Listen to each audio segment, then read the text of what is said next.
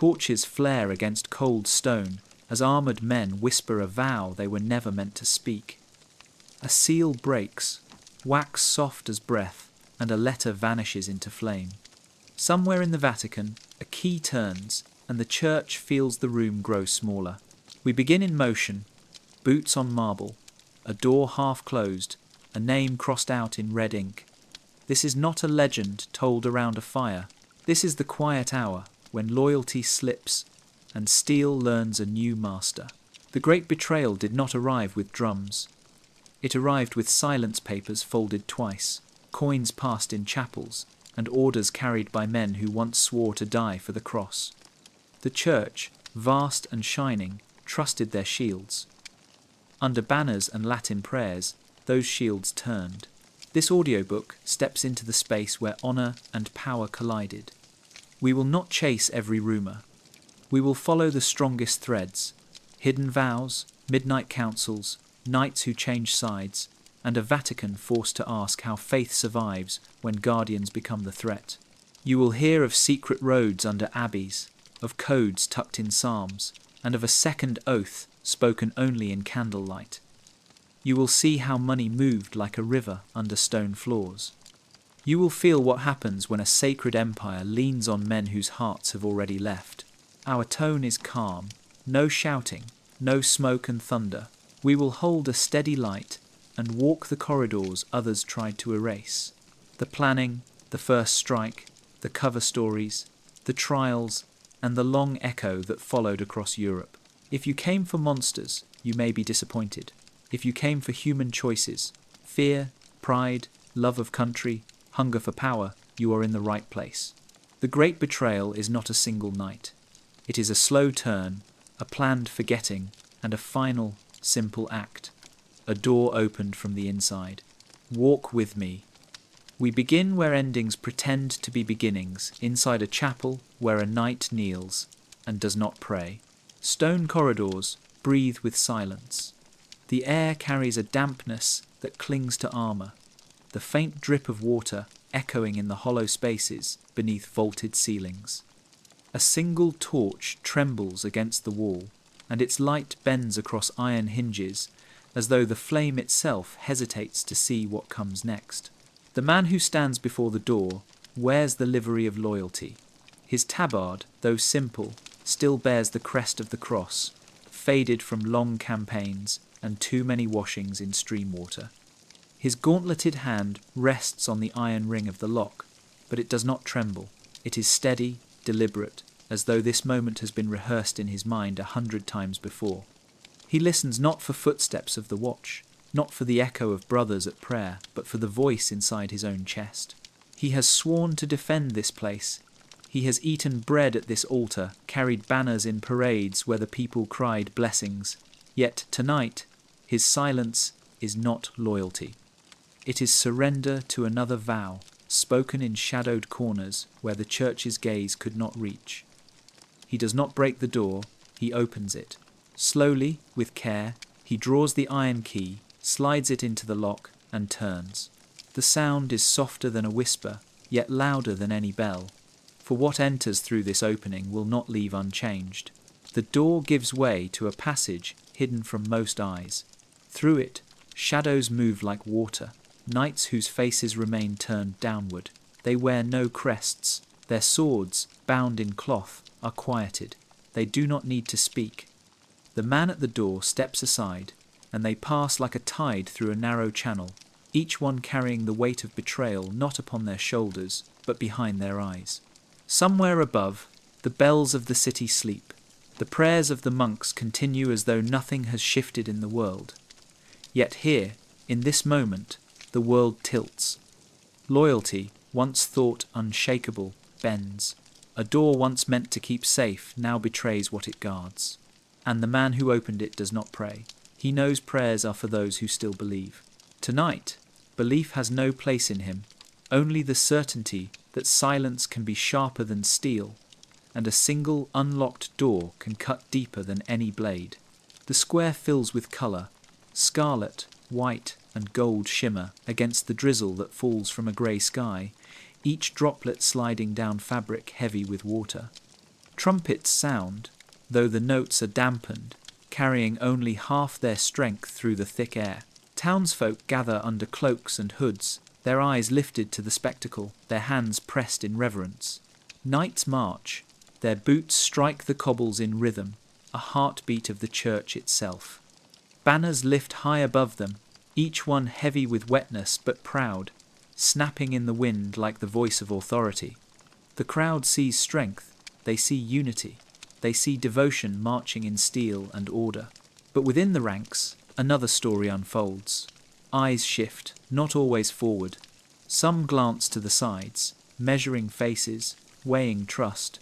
Some lips murmur prayers, not for God, but for courage to hold their secrets.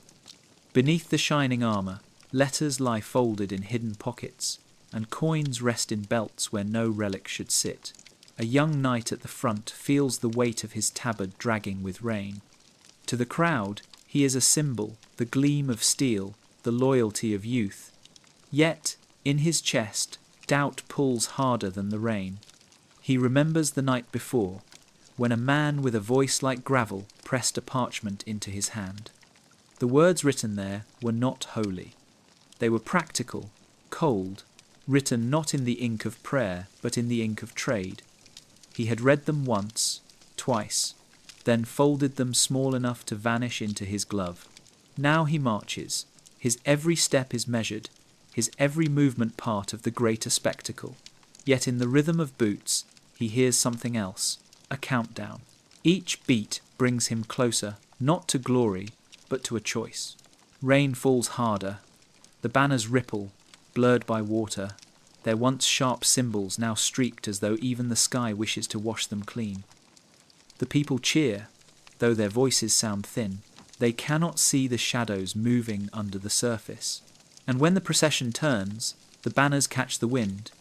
For a moment, one lifts backward, its cross reversed, its meaning inverted. Most will not notice. But those who know, those who watch with trained eyes, feel their stomachs tighten.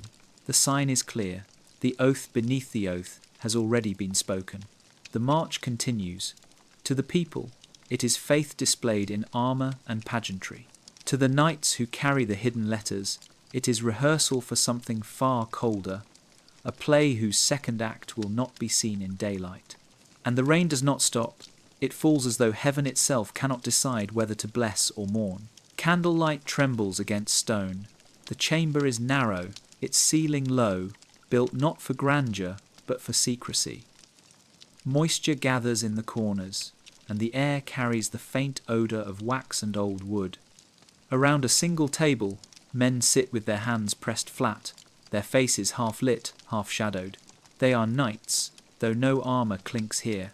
Their swords rest against the walls, hidden by cloth.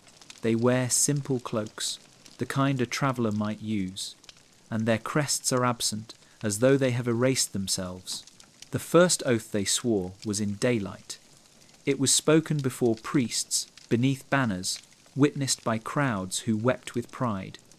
They had sworn to God, to the church, to the defence of faith. Their words had rung like steel, but tonight another vow is spoken. The leader's voice is quiet, not raised above the flicker of the flame. He does not preach, he instructs.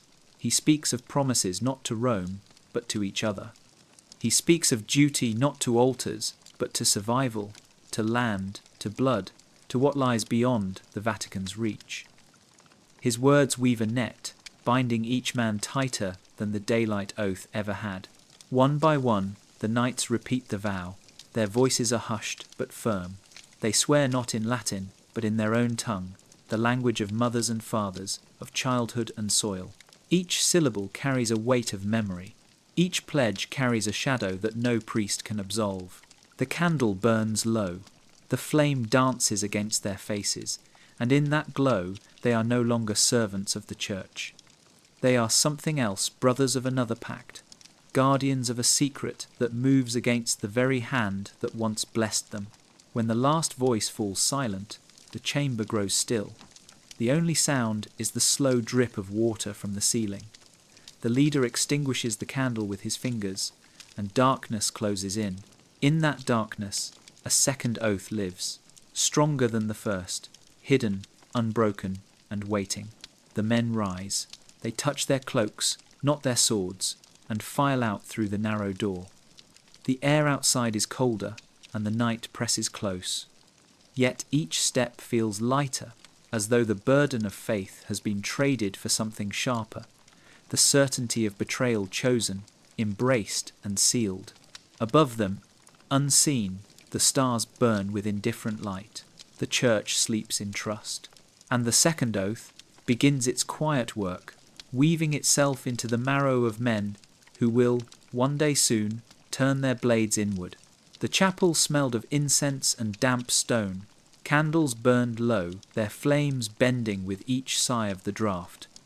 The altar stood as it always had, white cloth stretched over ancient wood, a chalice waiting, a crucifix gleaming faintly in the shifting light.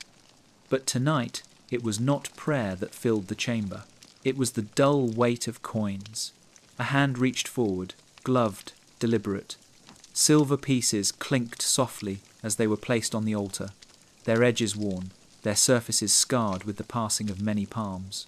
To the untrained eye, it might seem like a simple offering, a gift to the church, a token of gratitude for blessings received. But these coins carried no reverence. They carried instructions. Each coin represented a man's silence, another's absence at his post, another's oath bent just enough to allow a door to remain unlocked. The altar, once the symbol of sacrifice, became the table of transaction. The men who gathered here knew the weight of these coins was heavier than the prayers whispered earlier that day. One night lingered at the edge of the shadows. His jaw was tight, his breath steady, but his eyes betrayed him. They moved constantly, flicking from crucifix to coin, from sacred to profane, as though he could not decide which world claimed him. His hand rested on the hilt of his sword, not out of threat, but out of habit, as though clinging to the old oath by touch alone. The leader, calm and sure, slid another pouch across the altar. The jingle of metal filled the silence, like a hymn turned inside out. "For the gatekeeper," he murmured, "for the captain of the watch, for the man who lights no lamp." His voice was soft, but the words carried more command than any sermon. The night at the edge swallowed. He remembered kneeling here once, years before, when the chalice held wine instead of shadow. He remembered swearing devotion under the sound of bells. He remembered the warmth of belief, now replaced by the cold gleam of silver. The leader's eyes caught his. "Faith does not feed families," he said quietly, "but silver buys bread, silver buys safety, silver buys the silence we need." A.D. Visit. Cac. A long moment passed. The knight lowered his gaze. The crucifix loomed above them all, unchanging, unmoved. Yet beneath its gaze, coins piled higher. The altar became a marketplace. And in that silent exchange, a new liturgy was born, not of prayer, but of betrayal weighed in silver. When the last pouch was counted, the men filed out. Their footsteps echoed on the flagstones, each one carrying the echo of a transaction never meant to be spoken aloud. The altar remained behind, heavy with coins that gleamed like stars fallen into darkness. The crucifix watched, its arms outstretched, but no voice came from the stone. No thunder split the sky. The silence was permission enough. Paper rustled in the dim light of a shuttered room. The table was scarred by years of use, its wood marked by knives, spilled wine, and the weight of elbows pressed during long nights. Upon it now lay a sheet of parchment, its edges curled, its surface waiting for words that would carry both command and secrecy. The quill dipped into ink, but the hand that guided it hesitated. To sign was to risk exposure. To leave a name was to tie blood to blood, blade to blade, fate to fate. So the writer pressed carefully, shaping words without leaving a mark of identity.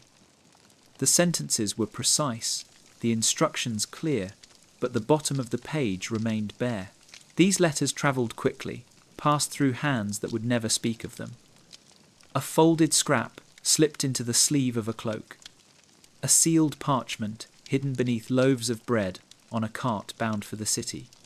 A thin roll tucked into the lining of a boot. Each one carried orders sharp as any sword, but none carried names.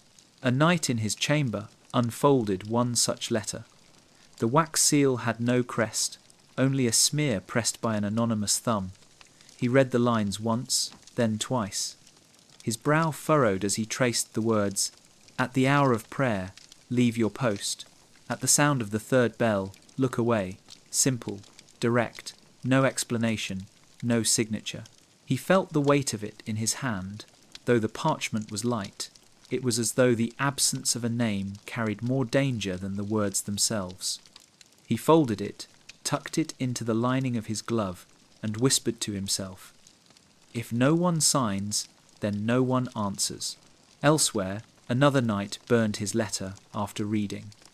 The fire consumed the parchment quickly, the ink curling into ash before the words could be remembered. He watched the ashes scatter in the draught of his chamber, and for a moment he wondered if his soul, too, was being consumed. But the thought passed, smothered by the certainty of duty. This new duty, darker, nameless. In taverns and cloisters, letters moved unseen. They crossed borders hidden in saddlebags. They passed through kitchens beneath folded linens. They slipped into the hands of men who nodded without speaking. And all of them ended the same way, empty of signature, void of identity, yet full of intent. The church, if it had known, might have searched for seals, for marks of authority, for the trail of a hand. But there was none. The betrayal wore no name, no face, no crest. It was a whisper carried on parchment that could vanish in a flame. And so the letters continued, multiplying like shadows, each one unsigned, each one untraceable, each one another thread in the tightening net. In the end, it was not the ink that betrayed the church. It was the silence at the bottom of the page. The chaplain's cell was small, no larger than a monk's chamber. Its walls were bare stone, its window narrow, offering only a sliver of sky. A single candle flickered on the desk, casting light over parchment, psalms, and the simple wooden cross that leaned against the wall. Here, prayers were whispered, confessions heard, sins forgiven. Yet tonight, forgiveness would not come so easily. He had heard it once, then again, then too many times to dismiss. Confessions spoken in trembling voices, knights whose words did not match the loyalty painted on their shields. They spoke not of sins already committed, but of sins they planned to commit. And though each sought absolution, none truly asked for forgiveness. They asked for silence.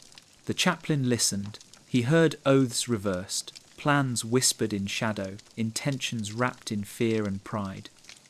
He heard men promise to open doors, to misplace keys, to dim lamps at crucial hours.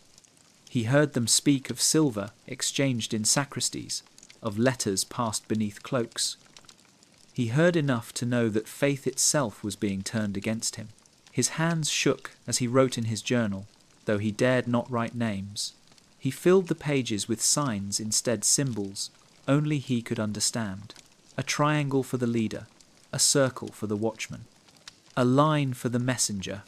The code kept him safe, or so he believed. At night, he knelt before the cross, whispering prayers not for salvation but for guidance. Should he reveal what he knew? Should he sound the alarm, risk exposing men he had sworn to guide? Or should he keep their secrets, bound by the sacred seal of confession? One evening, a knight entered his chamber, eyes hollow, shoulders heavy. He knelt and whispered words that made the chaplain's heart falter. The knight confessed not only to betrayal, but to the certainty that it would happen soon. His words were not plea, but declaration. He did not ask for forgiveness. He asked for the chaplain to remember him kindly. The chaplain's throat closed. He lifted his hand, offered the blessing, spoke the words of absolution with lips that trembled. Yet in his heart the words rang hollow. He knew he had just blessed a man who would help destroy the very walls that sheltered them. When the knight left, the chaplain remained on his knees long after the door closed. His candle burned low, the wax dripping onto the wood. He pressed his face to his hands and wept silently. He knew too much. He knew everything, and yet he could not speak. The seal of confession bound him tighter than any chain. His silence became complicity, and his prayers felt like ash. In the end, the chaplain was the most tormented of them all, not because he betrayed, but because he could not choose between betrayal and faith. And so he remained, a man caught between heaven and earth, knowing the truth, yet powerless to speak it. The walls of his chamber closed in, the cross above his desk watching. The candle sputtered, then died, and, with the last flicker of flame, so too dimmed the hope that he might escape the weight of knowing. The table in the mill house was rough-hewn, scarred by years of grinding wheat and marking tallies. Now it bore marks of another kind. Ink smeared across its surface, where maps had been traced and folded again, until the creases became roads themselves. Candles guttered at the edges, dripping wax onto parchment that smelled of dust and secrecy. A knight leaned over the table, his gauntlets removed, fingers pressed flat against the worn lines of a chart. He traced a path that curved along the wall of the city, stopping at a mark shaped like a cross. His voice was low, steady, but strained with the weight of betrayal. "Here," he whispered. "At the second hour past midnight, the watch changes. The gate is never closed fully.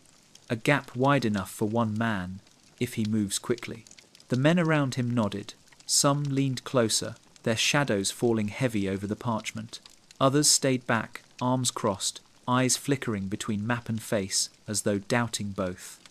The leader took the parchment and folded it once, sharply, then again, until the inked lines vanished into creases. The map disappeared into his cloak, hidden as though it had never existed.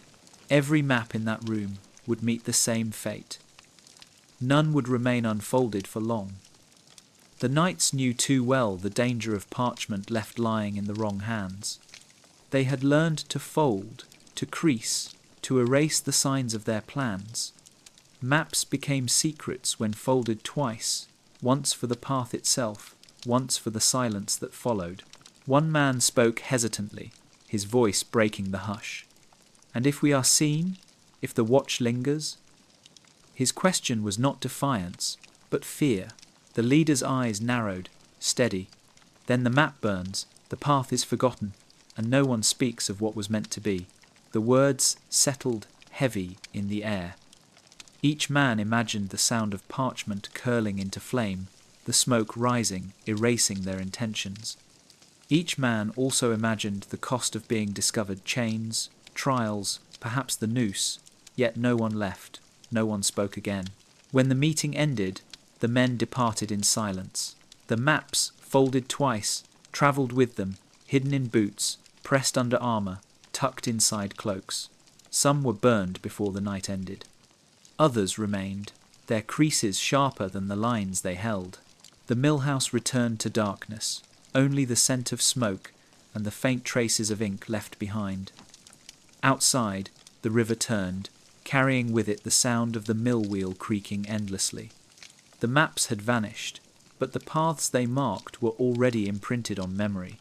And memory, once folded, could not be unfolded without leaving a scar. The procession wound its way through the cloister, slow, solemn, marked by the rhythm of footsteps on stone. Monks carried candles, their light pooling and fading across the arches. Choir voices rose and fell in measured tones, psalms echoing against walls that had heard them for centuries. To any who watched, it was ritual, timeless and pure. But beneath the linen robes, beneath the folds of white fabric and the draped hems, steel glinted. Knights marched among the faithful, their armour hidden under garments meant for prayer. The linen hung heavy, disguising the shapes of breastplates and the weight of swords. Each man walked with head bowed, hands clasped as though in devotion, but the quiet clink of chainmail betrayed the truth. A woman in the crowd crossed herself, eyes closed, lips moving in prayer. She did not see the steel beneath the linen. She saw only devotion, the guardians of faith walking as humble servants. The deception was perfect, for the church had taught her to see robes before blades, symbols before men. Inside the mind of one knight, conflict burned hotter than any torch. His lips moved with the chant, but his heart stumbled over each word. He felt the press of the sword against his hip, its weight too heavy to hide, too sharp to forget. Each note of the hymn was a reminder that his presence here was a lie, yet he sang. He kept time with the others. His steel remained hidden. The leader, cloaked like the rest, raised his hand in blessing as the procession neared the altar. His voice was steady, his tone unwavering. He spoke the familiar words of Scripture, but behind them lay another meaning unspoken, understood only by those who wore steel under linen. His blessing was not for the faithful, it was for the plan, the moment to come. When the hymn ended, silence fell like a curtain. Candles flickered, incense swirled. The faithful lowered their heads, eyes closed in reverence, and in that silence the knights exchanged a glance. A subtle nod, a shared breath, the faintest brush of cloak against cloak. They knew the robes were temporary, a disguise meant only to bridge the hours until steel could show itself openly. The faithful would remember the robes, the solemn faces, the procession that seemed no different from the ones before. They would not know that swords had walked among them, that betrayal had marched disguised as prayer. For now, the linen still held, the steel remained hidden, and faith itself became the perfect veil for treachery. The courtyard shimmered with banners, each one lifted by the morning wind. Colours stretched against the pale sky, red, white, gold, symbols of unity, faith and power. Soldiers stood in rows, their armour polished, their helmets catching the Sunday. The air was filled with the weight of ritual, the pride of tradition. Among the banners, one shifted strangely. Its pole tilted slightly, its fabric caught the wind in reverse. Where the cross should face outward, proud and unyielding, it faced inward, its image turned backward as though ashamed to meet the eyes of the faithful. Most would not notice. To the untrained, it was nothing more than a banner caught wrongly in the breeze. But to the knights who knew, it was a signal, silent, sharp, deliberate. The backward banner marked a turning. A young squire, carrying water, paused as he noticed it. He tilted his head, puzzled, unsure if he should adjust it. His hand hovered near the pole, but before he could move, a knight's gauntleted hand pressed lightly on his shoulder. "Leave it," the knight murmured, his tone soft but final. The squire obeyed, though confusion shadowed his face. He walked on, the banner still reversed behind him. Within the ranks of armoured men, eyes flicked toward the banner. Each glance carried understanding. The time was closer.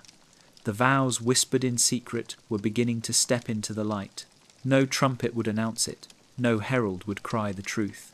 Only the banner, turned backward, spoke. One knight, at the edge of the formation, clenched his jaw. He felt the meaning in his bones. He had known it would come, but seeing the banner turned made it real. The oath of faith, once the centre of his life, now bent beneath another command. His heart beat against his breastplate like a drum. The leader, standing at the front, lifted his chin slightly. His eyes met the banner, then moved on, as though nothing had changed. But within him, satisfaction flickered. The sign had been given, the message carried. The backward banner was more than cloth, it was the turning of loyalty itself. As the wind pressed harder, the banner snapped, its cross distorted in motion. The crowd cheered, seeing only the spectacle. They heard only the clang of steel, the rhythm of boots, the chant of prayers.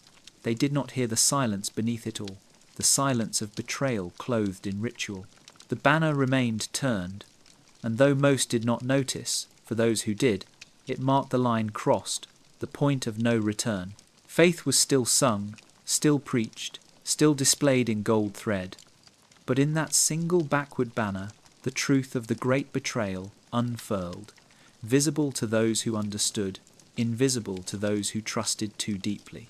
The courtyard emptied slowly, the banners carried away, the rituals complete.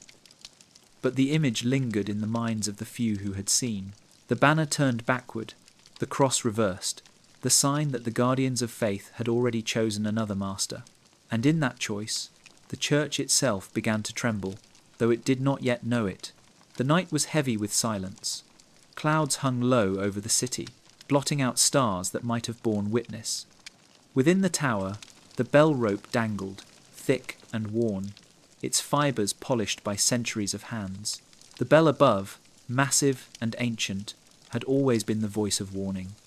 It called men to arms, summoned prayers, marked the turning of hours with sound that carried over walls and fields. Yet tonight, the air remained still. A single man stood at the base of the rope. His hand hovered close, fingers brushing the coarse strands, though he did not pull. He was the bell-keeper, sworn to rise at the signal, sworn to let iron speak louder than words, but he did not move. He waited, every breath a measure of fear and obedience. Below, shadows gathered at the gates. Steel whispered against leather as blades were drawn, muffled by cloth. Boots pressed softly against earth. The watch changed, men departing their posts with fatigue in their eyes, unaware of the silence above. All depended on the bell, that ancient voice that would not speak tonight. The bell-keeper thought of the coins he had taken, silver that now lay in a pouch under his bed, gleaming in the dark. He thought of his wife, of his children, of the promises whispered in his ear. Promises of safety, of escape from punishment, of reward. Yet even as he justified, his hand trembled, for he knew that with one pull, one simple act, he could save them all. He closed his eyes. His mind conjured the sound of the bell, its deep thunder rolling over rooftops, shaking the faithful from their sleep. He imagined guards rushing, doors barred, betrayal crushed before it could bloom. He saw the faces of brothers, awakened, ready. And then he saw the other image, the rope pulled, the bell's voice carrying, and his own body found hanging from the same rope by dawn. So he stood still. The minutes dragged like stones across the floor. From the tower, he heard the faint scuffle of boots in the courtyard. He heard the creak of a gate that should have been shut. He heard, faintly, the muffled grunt of steel piercing steel, and still he did not move.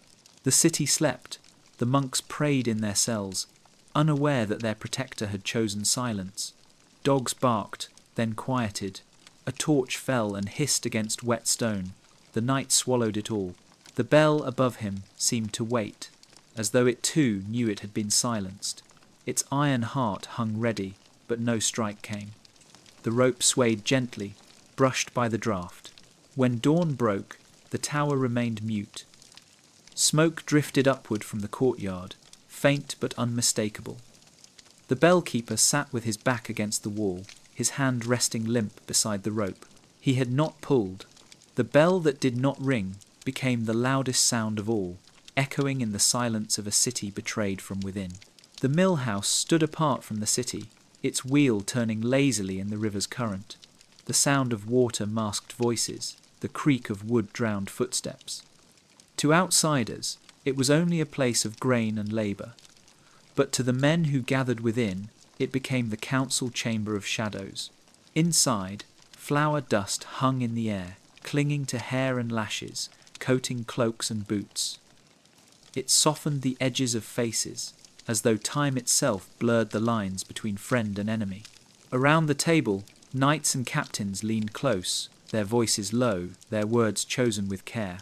Maps lay spread again, though never left uncovered long. A hand would trace a line, then fold the parchment swiftly, as if afraid the ink might rise and accuse them.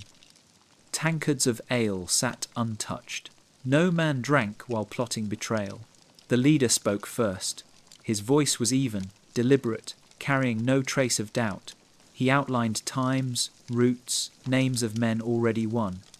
He spoke of the watch, of gates left ajar, of signals hidden in chants and gestures.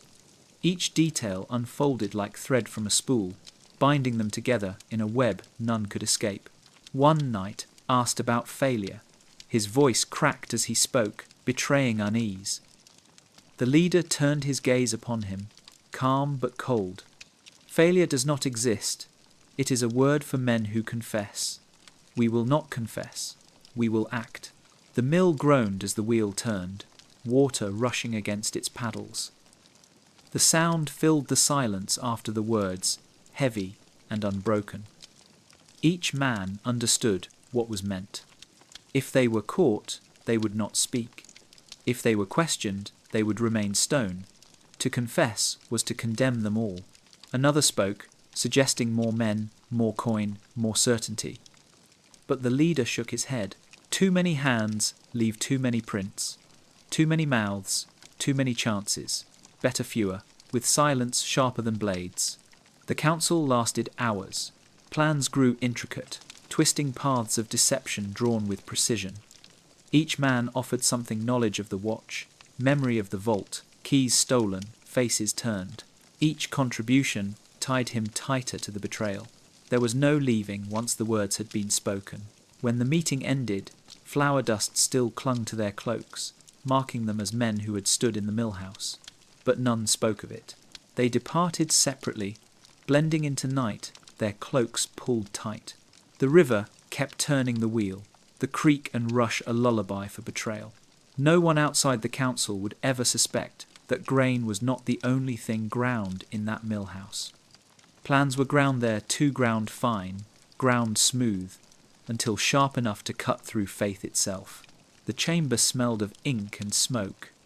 The small desk bore stains from years of writing, its surface layered with scratches, burn marks, and ink spills. Tonight, it became the stage for words that would never live long. The knight dipped his quill, writing quickly, the letters sharp and deliberate. He wrote in plain words, not riddles, not metaphors.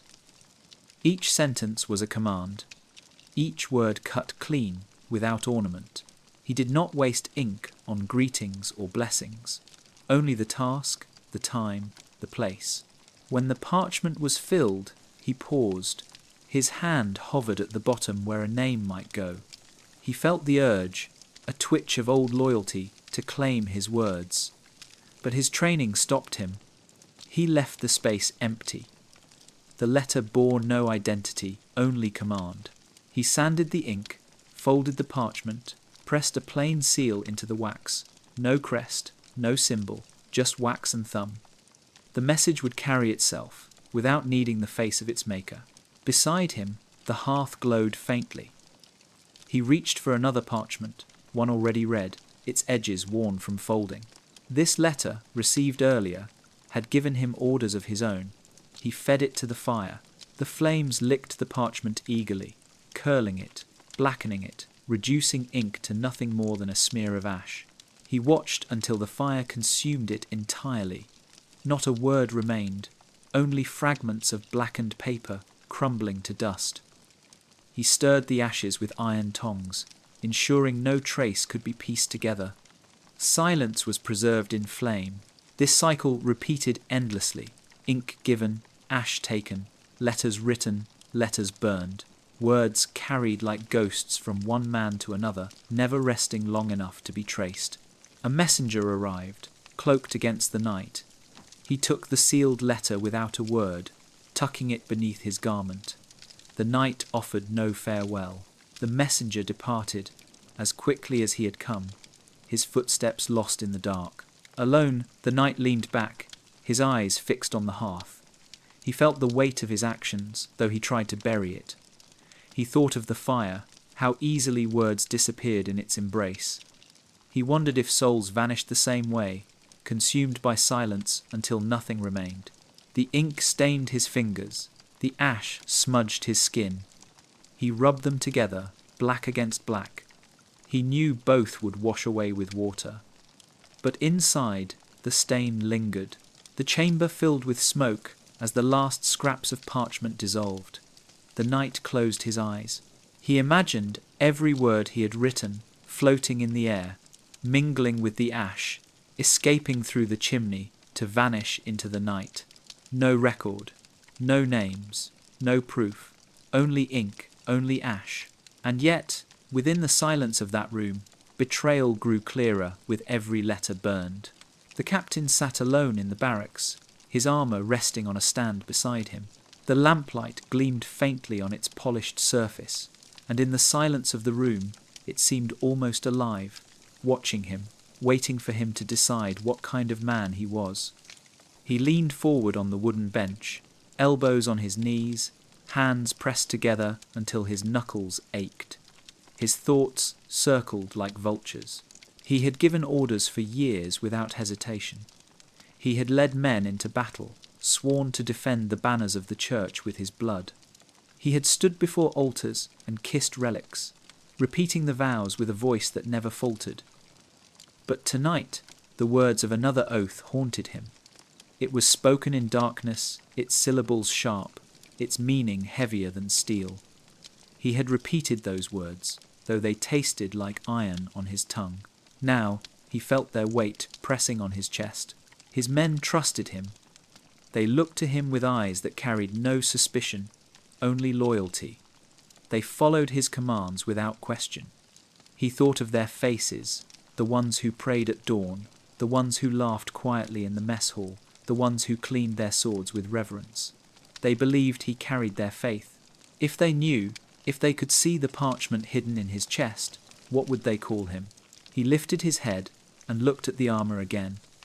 Its surface reflected his face, twisted, weary. He rose, stepping toward it, placing his hand on the breastplate. The metal was cold, unyielding. Once it had felt like protection. Now it felt like accusation. The door creaked softly. A young soldier entered, carrying a bucket of water for cleaning. He stopped, startled, to see the captain awake so late. "Forgive me," he whispered, setting the bucket down. The captain nodded, his expression unreadable. "Go," he said simply. The soldier bowed his head and left, the door closing gently behind him. The captain exhaled, his breath unsteady. The doubt grew heavier. He wanted to believe there was still a path back, that he could renounce the secret oath, that he could confess, that he could be forgiven. But the net was already woven too tightly. If he pulled against it, he would strangle himself and those who trusted him. He sat again, burying his face in his hands. Silence pressed around him. The armour gleamed in the lamplight, steady, unchanging. He whispered into the quiet, "Lord, forgive me." But the silence offered no answer. In his heart, he knew that forgiveness would not come not from heaven, not from men. He had crossed a threshold, and doubt, heavy and unrelenting, would be his only companion until the betrayal unfolded. The ledger was small, bound in cracked leather, its pages yellowed by time and stained with ink. It was kept hidden, never brought into the light of day. Within its pages lay the true measure of men not in prayer, not in loyalty, but in debts and favours owed. A knight turned the pages slowly, his finger tracing names written in a careful hand. Beside each name, a mark. Some marks were small 3 coins borrowed, a meal provided, a door unlocked once in trust. Others were heavier gambling debts, a brother spared punishment, a family kept in safety. The tally grew longer with each page, a silent record of weaknesses turned into chains. Every man carried something that could be used against him. Some had mouths too fond of wine, others had hands that lingered on dice or women, others had families vulnerable to hunger, sickness or exile. The ledger knew them all. In candlelight, the keeper of the book made his calculations. Who would bend when asked? Who would break? Who would resist until threatened? Each debt became a thread, each favour a knot. Together, they formed a web that bound more tightly than vows of faith ever could. One knight owed coin, more than he could pay. His name was written twice, the mark beside it dark, pressed hard into the parchment. He had promised service instead of silver, a silent agreement that his sword would be lifted when called. Another man had been spared punishment after striking a fellow soldier in anger. His debt was not coin but silence, and the keeper knew he would obey when asked to return the favour. The ledger was never read aloud, never shared openly. It passed only between trusted hands, its words more dangerous than any weapon. Those who had seen their names within its pages felt the invisible chain tighten around their necks. One evening, the keeper closed the book and pressed it against his chest. He thought of the men who trusted their secrets were buried. He thought of how easily those secrets could be turned into commands. He felt no remorse. To him, it was not betrayal, but order, a system of control, stronger than any oath. The tally of favors became the true authority, and when the time came, it would guide men's actions more surely than banners or prayers. Loyalty could be questioned, faith could waver, but debt never forgot. The chapel was quiet, lit only by the glow of oil lamps. A single knight knelt before the altar, a parchment in his hands. He unfolded it carefully, eyes scanning the words written in plain script. To anyone else, it would appear as nothing more than a psalm, copied faithfully, its verses familiar, its rhythm steady. But to him, it was a code. Each line carried meaning beyond the words of prayer. The first letter of each verse, when read together, formed a command. The placement of certain words marked a time. The repetition of phrases signaled a location. Hidden within the psalm was an instruction, cloaked in devotion, invisible to all but those who knew how to read it. He traced the words with his finger, lips moving silently. To others, he was a man of faith, reciting holy scripture. To himself, he was decoding betrayal. The Psalms became the perfect veil. No guard would question a man carrying scripture. No priest would burn a parchment filled with prayers. No eye trained in suspicion would see treachery in words that praised the Lord. Yet beneath that praise, sharper truths lay hidden. The knight folded the parchment and slipped it into his cloak. He rose from his knees and bowed his head, performing the ritual as though nothing weighed on him. But inside, he carried the command clearly. At the third hour, the south gate must be left open. The psalm had spoken it plainly, if one knew where to look. Elsewhere, another knight read a different psalm. His parchment carried a verse repeated 3 times. To his eye, it meant a signal fire lit on the third night. To others, it was devotion. The practice spread quietly. Psalms became messengers. Verses became signals. The faithful recited aloud, never knowing that hidden within their prayers, betrayal moved like a current under still water. One night, a priest discovered a parchment left behind in the pews. He read the psalm and smiled, pleased by the devotion. He placed it with others, never suspecting it was the map of a plan that would undo the walls around him. Sealed by a psalm, the orders travelled freely. No guard stopped them, no bishop burned them. The church itself became the cloak that covered its own undoing, and those who read the Psalms with different eyes knew that their strength lay not in steel or coin, but in words disguised as faith. The air beneath the abbey was cool and damp, carrying the scent of oak barrels and spilled wine. The cellar stretched deep, lined with stone arches that caught and held the echoes of every movement. Here, where monks once measured vintages and stored their harvest, betrayal fermented quietly, hidden beneath the weight of sacred earth. A table had been dragged into the corner, its surface scarred with the stains of age. Around it, cloaks hung heavy on shoulders, hoods pulled low, faces half lit by the flame of a single lantern. Each man kept his voice low, though the cellar swallowed their words in its dark embrace. They spoke of plans, of signals, of debts collected and favours promised. The leader lifted a cup filled with deep red wine. He swirled it slowly, watching the liquid catch the light. "Faith," he murmured, "is not enough to fill a cup, but silver does." He raised the cup, and the men watched. Some nodded solemnly, others swallowed hard, their hands tightening on the stems of their own cups. They drank, not for celebration, but for unity. The wine bound them in silence, as though its taste could seal their tongues against confession. Each sip was heavy, bitter, carrying the weight of choices made in shadow. One knight set his cup down too quickly. the sound sharp against the stone. Eyes turned toward him. His hand trembled, though he tried to hide it beneath his cloak. He cleared his throat, whispering, "And if God sees us?" His words fell into the cellar like a stone into water, rippling outward. The leader did not hesitate. "God watches," he said, "but men decide. Tonight we choose what men will remember. Tomorrow the church will tell the story differently. Do you wish to be remembered as a servant, or as the hand that wrote the truth?" The knight lowered his eyes, ashamed of his fear, but he did not leave. None of them left. The cellar held them tight, as though the walls themselves demanded their loyalty. As the night stretched on, the men marked their decisions on scraps of parchment. Each note was folded and pressed beneath a wine cup. By morning, they would be gone, burned, or carried away in secret.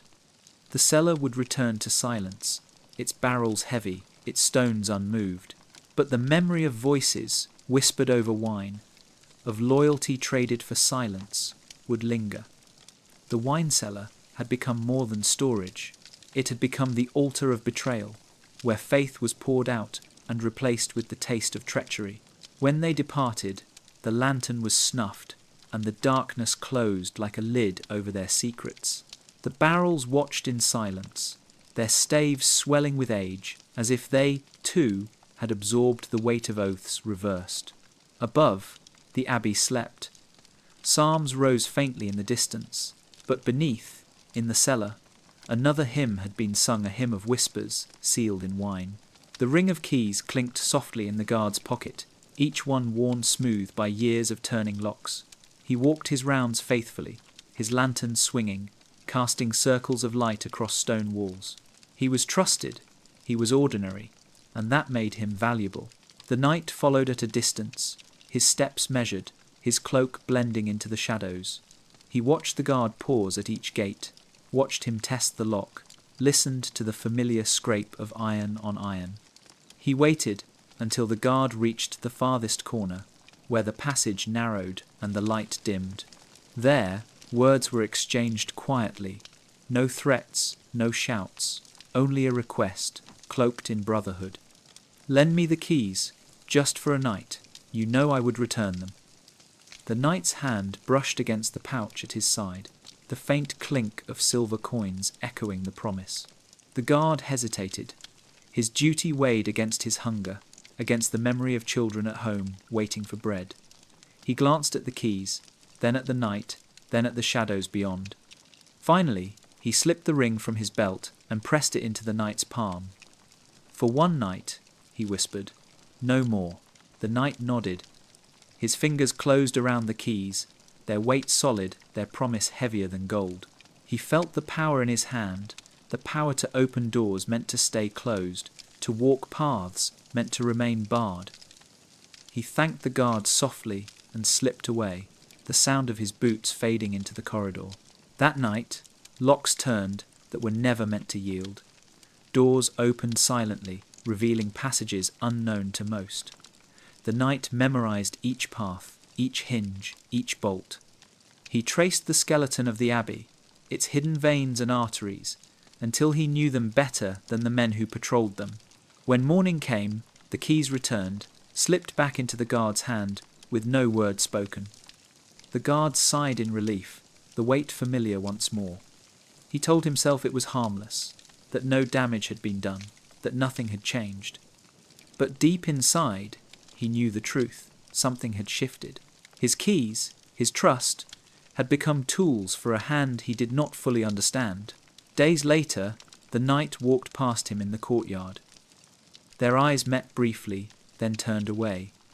Neither spoke, yet between them lay a silent pact, sealed not by oaths, but by borrowed keys.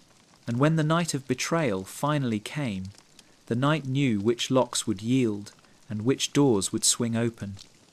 The guard, though he prayed otherwise, would remember that his hand had turned the first wheel. The city slept beneath a thin veil of fog. The bells had not yet marked the hour, but in the barracks men stirred, rubbing their eyes, strapping on belts, muttering under their breath. The watch was changing early. Orders had come from the captain himself, spoken with quiet authority, unquestioned by weary soldiers eager for rest. The outgoing guard filed into the courtyard, their armour dull with fatigue, their shoulders heavy. They expected relief, the familiar rhythm of routine. But the replacements were already waiting, their boots lined neatly, their faces shadowed by cloaks. They did not greet the weary men. They simply stepped forward, silent, and took their places along the walls. The captain stood nearby, his expression unreadable. He offered no explanation, no comfort, only a nod, as though this shift were ordinary. The tired guards left, grateful for the early reprieve, never wondering why the routine had shifted. They vanished into their chambers, some collapsing onto straw beds, others murmuring prayers before sleep. Above, the fog thickened, cloaking the walls.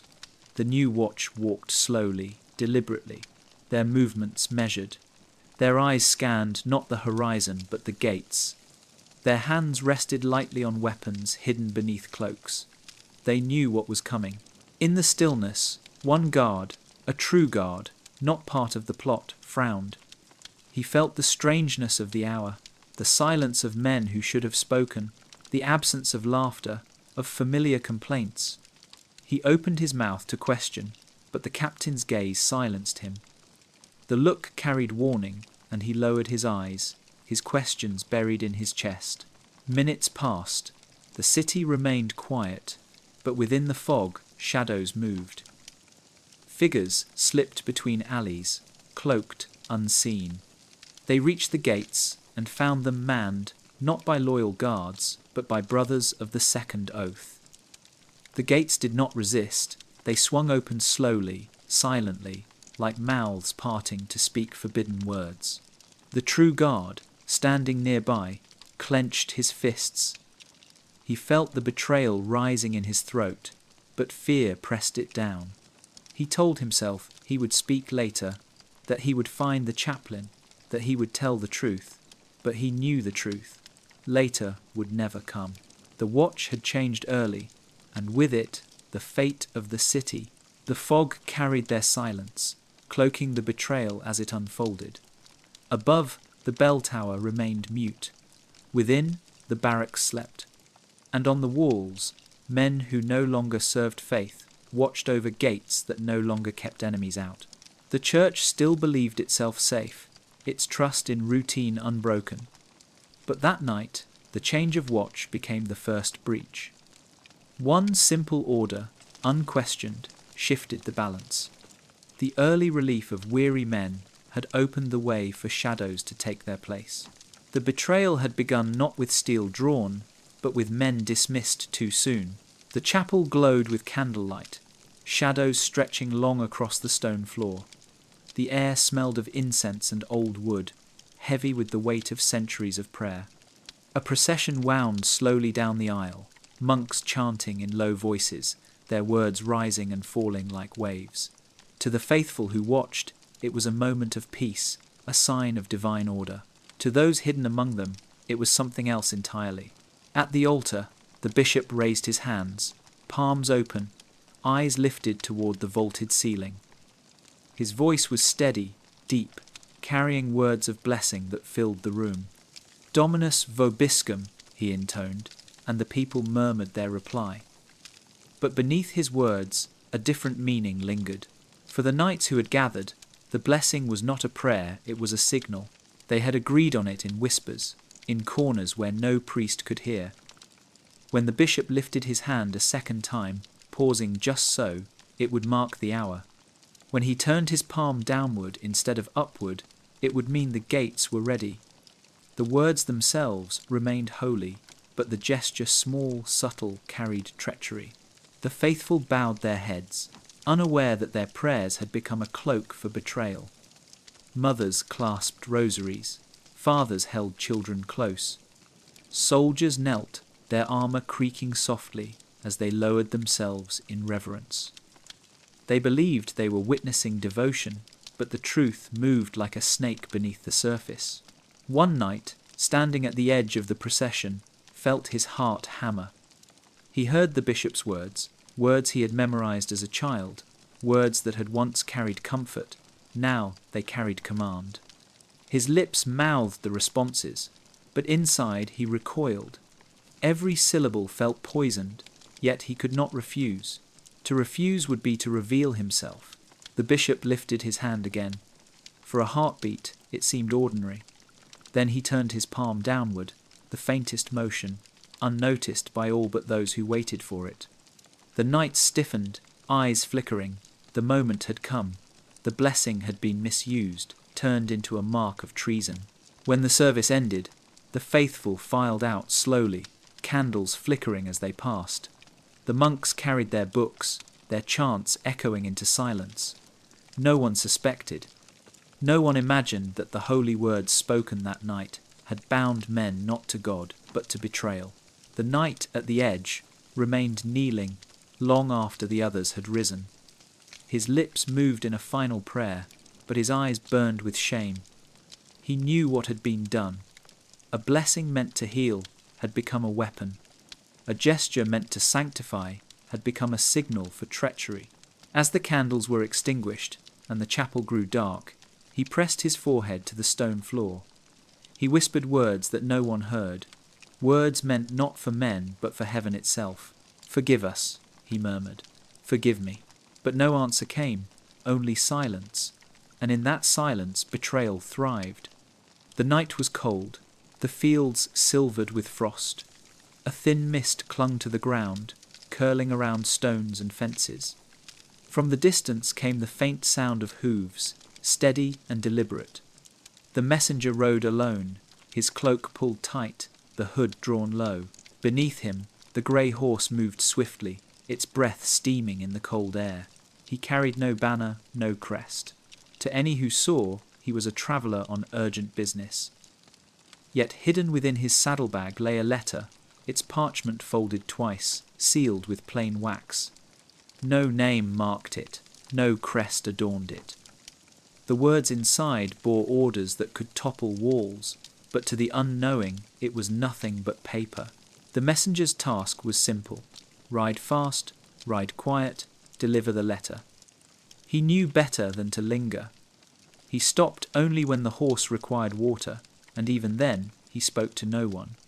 He carried food in his cloak, eating quickly, never leaving the road for long. His eyes scanned constantly, searching for movement in the dark. At a crossroads, he paused, pulling the reins. He reached into his saddlebag, checking the seal. Still intact, still whole. He allowed himself a single breath of relief before urging the horse forward. The road stretched long, and the night grew colder. In the distance, the outline of a tower emerged against the mist. There, he would deliver the letter. He would speak the agreed words, pass the parchment, and leave without waiting for reply. His role was not to question, not to know. His role was to carry the thread that tied men together in silence. The grey horse slowed as they reached the tower gate. A guard stepped forward, lantern in hand. The messenger whispered the phrase, simple and practiced. The guard nodded, stepping aside. The gate opened with a groan, and the messenger slipped through. Inside, the letter was delivered, placed into the hand of a knight who said nothing. The messenger bowed slightly, turned, and mounted once more. He rode away, back into the mist, the sound of hooves fading into night. By dawn, the letter lay open on a table. Its words were brief, clear. At the second hour, the gate is yours. Do not fail. The knight who read it burned it quickly, the ashes falling into a bowl. He stirred them with his finger until no word remained. The message was gone, but its weight remained heavy in the room. Far down the road, the messenger urged the grey horse onward. Another letter waited, another delivery called. He would carry secrets across miles, never knowing their full meaning. He would vanish into roads and mist, remembered only as the rider on a grey horse who passed through without speaking. And though he never lifted a sword, though he never spoke a vow, the betrayal could not have lived without him. The city lay under a heavy silence. The moon was hidden behind clouds, and the streets glistened faintly with dew. Torches burned low at the gates. their flames sputtering in the damp air. Beyond the walls, shadows gathered, moving slowly, carefully, their boots wrapped in cloth to muffle every step. They approached not as soldiers, but as ghosts. No banners flew above them, no trumpets announced their coming. Their armor was covered, their swords bound in leather to silence their metal. They carried ladders, ropes, tools of intrusion instead of war. The gates stood as they always had, tall and proud, but they were not as strong as they seemed. Within, the watch had already shifted, replaced by men sworn not to faith, but to the second oath. The guards did not raise alarm. They did not question. They looked away as shadows pressed against the wood, as ropes slipped through cracks, as ladders hooked onto stone. Boots pressed softly against the ground. One by one, men scaled the walls, their hands steady, their breaths measured. They moved like water, flowing silently into the heart of the city. Inside, dogs stirred, sensing what men did not. A low growl, a whine, but a sharp whisper quieted them. Doors opened that should have been locked. Lamps remained unlit. The city slept, unaware of the tide that had already breached its walls. One knight paused at the threshold of the courtyard. He looked back, his eyes searching the shadows for some sign of hesitation. He saw none. The men moved forward, unwavering, their silence a pact stronger than any vow spoken aloud. He swallowed hard and followed, his boots pressing softly against the stones. In the tower, the bell rope swayed, untouched. No sound broke the night. They reached the inner gates, the ones leading to chambers where relics were stored, where archives were kept. A hand produced a key, borrowed, stolen, or willingly given. The lock turned with a soft click. The gates swung open. The courtyard filled with shadows. The night filled with betrayal. And still not a cry was raised. The knight at the front touched the hilt of his sword, though he did not draw it. The plan was not to fight, but to take. To claim without resistance. To move unseen, unheard. Steel remained bound. Boots remained soft. The city slept on. Faith rested in silence. And within that silence, betrayal walked freely, its steps muffled, its presence unseen. When dawn came, the people would wake to a city changed. They would find doors opened that should have been closed, treasures gone that should have been guarded, trust broken that should have held. But for now, the night belonged to those who moved softly, their boots whispering against stone. The night of soft boots was not marked by battle, but by silence deeper than prayer. It was the sound of betrayal, carried on cloth-wrapped steps, echoing forever in the stones of the city. The courtyard still smelled faintly of rain. Stones glistened under the pale moonlight, each one darkened with moisture, each one carrying the weight of countless steps. Tonight, the steps were few, soft and deliberate. A small fire burned at the centre, low and controlled, its smoke rising slowly into the night air. Around it, cloaks shifted in silence. The men who gathered there brought no swords, no banners. They carried only folded parchments, scraps of paper that had travelled miles, hidden in boots and sewn into hems. Each scrap bore words already spoken, instructions already carried out. Now they had only one purpose: to disappear. One by one, the parchments were cast into the flames. The fire licked eagerly at their edges, curling them inward, turning ink into smoke, words into ash. A hand hesitated once, the parchment trembling between fingers, but even that one was fed to the fire. No word was spared. The men watched the ashes rise, their faces still, their eyes reflecting the firelight. None spoke, for words were dangerous here. The silence between them was enough. They had all seen the commands. They had all obeyed. The ashes were not for them, but for the future, for the chance that no trace might remain, no proof of the treachery whispered and carried in shadow. A gust of wind swept through the courtyard, scattering the ashes across the stones. The men shifted, some lowering their hoods against the draught. The ashes clung to their cloaks, their hands, their boots, marking them even as they tried to be rid of them. The leader of the group bent, scooping a handful of ash. He let it sift through his fingers, watching it fall back to the stones. "Words are weight," he murmured, his voice barely more than breath. "But ashes carry none." The others nodded. They understood. To leave words behind was to leave chains. To leave ashes was to leave nothing. When the fire burned down to embers, the men scattered water over it, ensuring no spark remained. They stamped the last of the flames beneath their boots until the courtyard was dark again. Only the faint dust of ash remained, settling into the cracks of the stone. The courtyard, once a place of gathering for prayer and proclamations, now held only silence and the faint memory of fire. Above, the sky stretched black, unmoved by the acts below. The men drifted away into the shadows, their cloaks blending with the night. But the ashes remained, pressed into stone, impossible to see, yet impossible to erase. The courtyard had swallowed them, just as it had swallowed the words that birthed them, and though no parchment survived, the betrayal they carried had already taken root. The barracks were dim, the air thick with the musk of armour and damp wool. Men lay on straw mats, their breathing heavy, their dreams unguarded. In the corner, a lantern burned faintly, its flame nearly gone, casting the room in shadows that shifted like restless spirits. Among the sleeping, 2 knights sat awake, their cloaks wrapped around them, their voices low, their faces close enough that no sound carried beyond. They did not look at each other as they spoke. Their eyes stayed fixed on the floor, the ceiling, anywhere but each other's gaze. One asked the question first, his voice trembling. "Do you feel it?"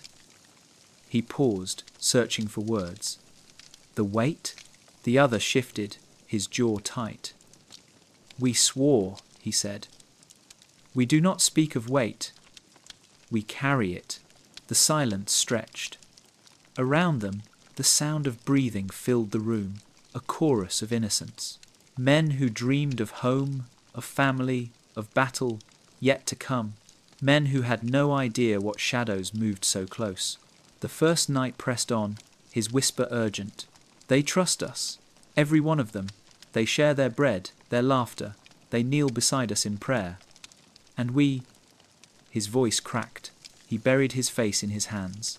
The other's hand gripped his shoulder firmly. "We are brothers," he said. "Not only to them, but to each other. And brothers keep silence. Do you understand?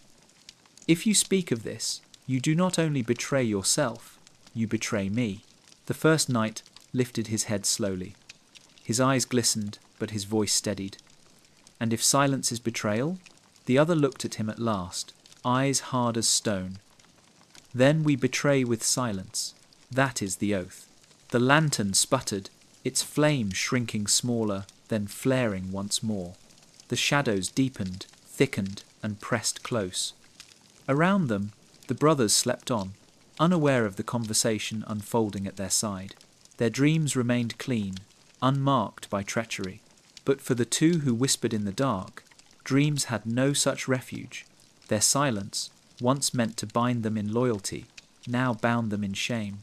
Yet they said no more. Words were dangerous. Silence was survival. When at last they lay down, pulling their cloaks tight, their eyes remained open long after. The silence of brothers weighed heavier than any spoken vow. And in that silence, betrayal grew roots, deeper and deeper, until no word could pull it free.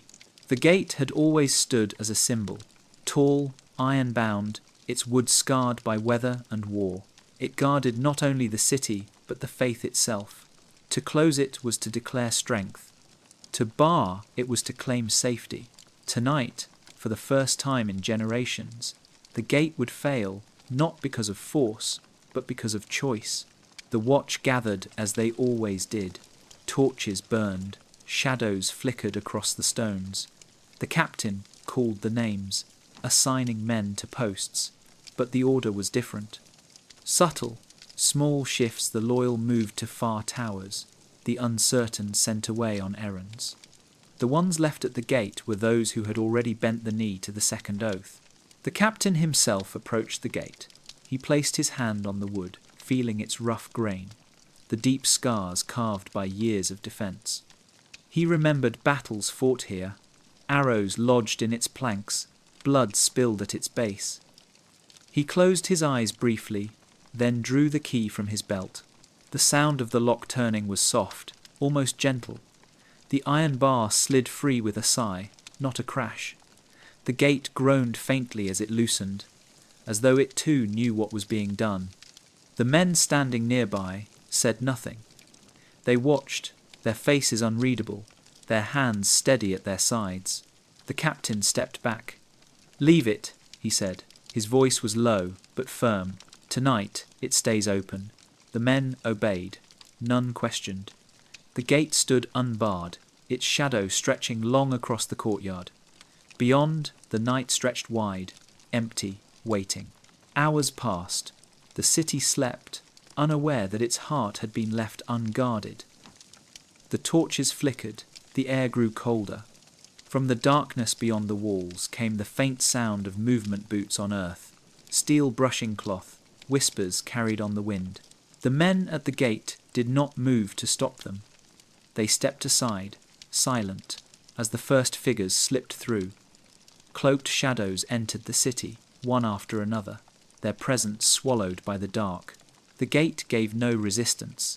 The wood that had once groaned under the assault of battering rams now opened freely, willingly. The captain watched, his face pale in the torchlight. He said nothing as the tide flowed in. He turned his gaze upward, to the tower where the bell hung silent, unmoved. He felt its silence like a weight pressing down, sealing his choice. By dawn, the city would awaken to find itself breached, its faith undone. But in this moment, only the night bore witness. The gate stood unbarred. The men who should have defended it had chosen instead to betray it. The wind stirred, carrying the faint creak of hinges into the city's heart. It sounded like a sigh, a breath released after centuries of vigilance. The gate had yielded, not to enemy strength, but to the weakness of those who guarded it. And, once a gate opens, it does not close so easily again. The chamber of relics was quiet, its air heavy with incense and dust. Candles flickered before glass cases and gilded reliquaries, their flames casting thin shadows over bones, fragments of cloth, and vessels said to have touched saints. The faithful believed these relics were the heart of the church, anchors of heaven brought down to earth. But tonight, the chamber became a treasury stripped bare. A knight pressed his palm against the cold iron of the lock. He turned the key slowly, careful not to let the click echo beyond the heavy door. The hinges groaned softly, though they had been oiled earlier that day, as if in anticipation. He entered, and behind him came two others, cloaks brushing stone, boots muffled by cloth. Their faces were hard, their eyes fixed not on the relics themselves, but on the chests in which they lay. One whispered, "Do not linger." His voice carried the edge of fear. The leader stepped forward to the first reliquary, its glass polished, its gold bright even in dim light. Inside rested a fragment of bone, wrapped in linen. He lifted the case lid with deliberate hands. For a heartbeat, he hesitated, eyes fixed on the relic, the memory of countless pilgrims kissing the glass, tears streaming down their faces. He swallowed, then reached inside. The bone felt light, weightless almost, but his hand trembled as he lowered it into a plain sack. Another knight moved quickly, wrapping vessels in cloth, lowering them into bags. Metal clinked faintly, muffled by layers. They worked swiftly, each man focused, each motion rehearsed. They did not speak of what they were taking. To speak would have been to acknowledge the enormity of the act. One man paused at the sight of a chalice. Its rim was worn from centuries of use, lips pressed against it by priests in countless masses. He brushed his finger against it and felt a jolt of shame. He whispered, "This should not leave here." The leader's gaze snapped to him. "It leaves," he said coldly. "The relics are not holy. They are symbols. Symbols can be owned. Tonight they change owners. The man lowered his eyes and obeyed. The chalice vanished into a bag, the clink swallowed by silence. Minutes passed. The chamber grew emptier with each sack filled. Shadows seemed to stretch longer as the candles guttered low, as though even the light recoiled from the theft. Finally, the leader nodded. Enough. Take them. They lifted the sacks, heavy now, their weight dragging on their shoulders. The relics clinked softly within, a faint chorus of faith turned to spoils. The men turned toward the door, pausing only once. The leader cast his gaze over the chamber, once full of devotion, now stripped bare. He whispered, not to God, not to saints, but to himself, "It is done." The door closed. The lock turned again. The chamber returned to silence, but its emptiness spoke louder than prayers ever could. By dawn, pilgrims would kneel before glass cases and find them empty. Priests would open doors expecting to see relics gleaming in the candlelight and find only shadows. But for now, the relics travelled in silence, hidden in sacks, carried on the shoulders of men who once swore to guard them. The betrayal was not only of the church, but of every faithful heart that had believed in the sanctity of what had been taken. And as the men vanished into the night, the relics rattled faintly in their bags, like bones whispering against cloth, as though even they mourned their own theft. The library lay at the heart of the abbey, a sanctuary of parchment and ink. Tall shelves rose into darkness, filled with manuscripts copied by hand over centuries. The air was thick with dust and oil, the faint scent of vellum clinging to every corner. It was said that within these walls lay the wisdom of ages, records of saints, chronicles of kings, secrets whispered by scholars long dead. Tonight, torches flared too brightly in the dim corridors. Knights moved quickly, their boots leaving marks on stone worn smooth by monks. They carried not sacks, but chains, iron bars, nails. They did not come to take, they came to silence. At the great door, one knight set his shoulder to the wood. It groaned as the lock turned, echoing through the shelves like thunder. Inside, the monks had fled hours earlier, warned or frightened away. The library was deserted, its silence thick, as though the manuscripts themselves held their breath. The leader stepped in, his eyes scanning the shelves. He did not touch the books. He did not need to. He raised his hand, and the others moved swiftly, dragging heavy beams across the door. Iron nails, hammered into wood, rang like muted bells. Chains were wrapped around handles, drawn tight, their links rattling with finality. The shelves trembled faintly with the hammering. Dust rose in the air, catching the torchlight like drifting ash. The men worked quickly, their breaths harsh, their movements sure. They sealed windows, boarded smaller doors, hammered until their arms ached. The sound echoed through the vast chamber, loud enough to wake ghosts of scribes long dead. One knight paused, his gaze caught by a manuscript lying open on a desk. The ink glistened faintly, unfinished. He read a line, words of prayer written by a steady hand. His chest tightened. He whispered, "Why seal it? Why not burn it?" The leader's voice came sharp. "Because silence lasts longer than fire. Fire can be blamed on accident, but a sealed door, that is chosen, that is command." The knight looked again at the shelves, at the thousands of books resting in shadow. He felt their weight pressing on him, the voices of centuries bound in leather. He thought of what it meant to bury them alive. He turned away. The last nail was driven, the last chain drawn tight. The leader stepped back, surveying the door now barred, bolted, chained. He nodded once. "It is finished." The men doused their torches and left. Darkness swallowed the library once more.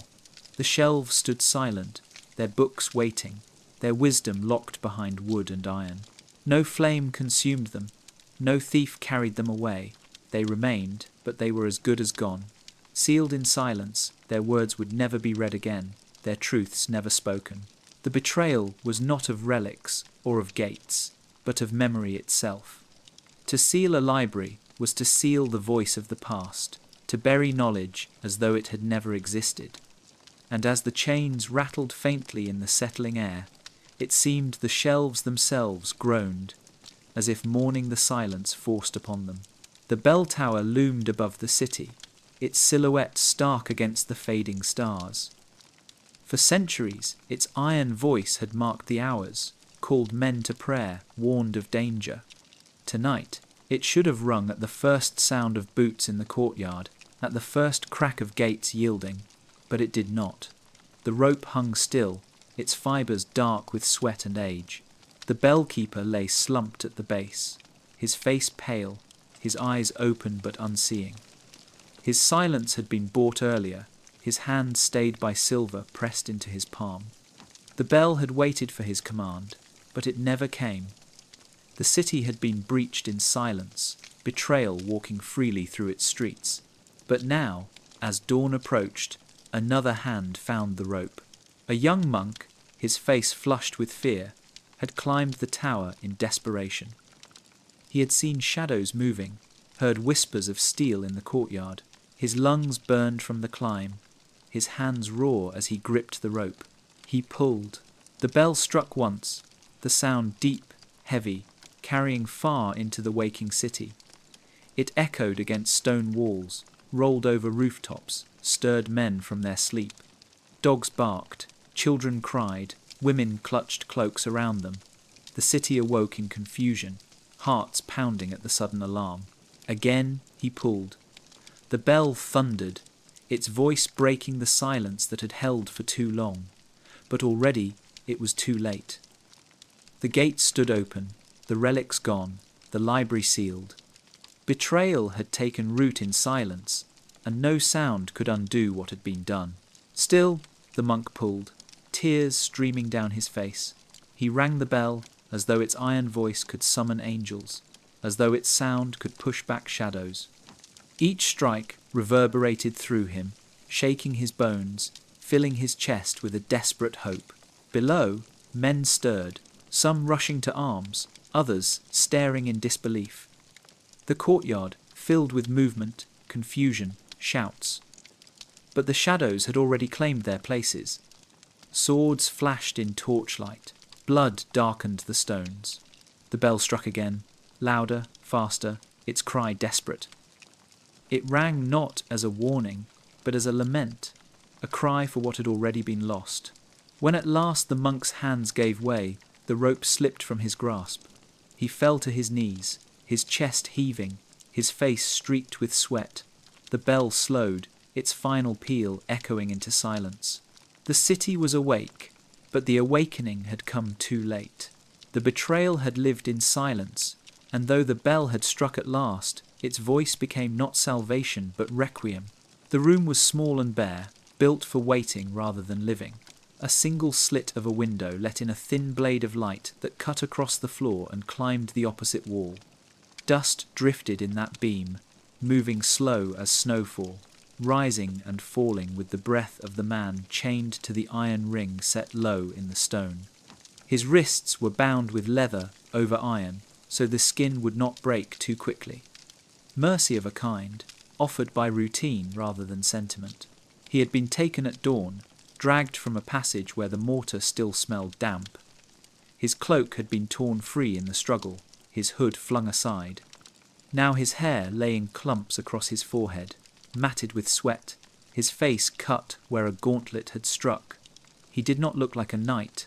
He looked like a man who had slept too little, eaten too little, and carried too much.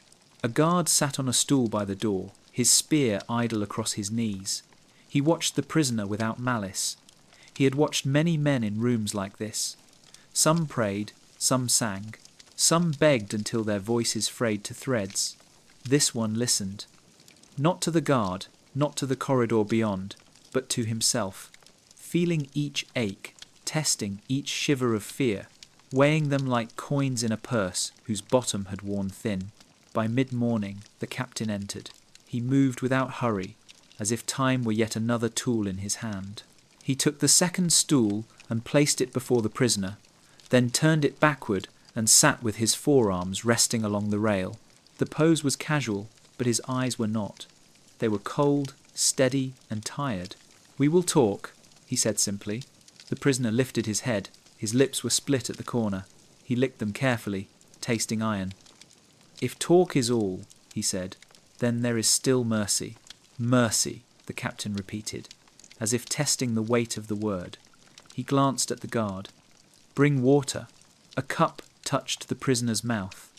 He drank without greed, though each swallow seemed to climb a cliff. When the cup left his lips, he closed his eyes.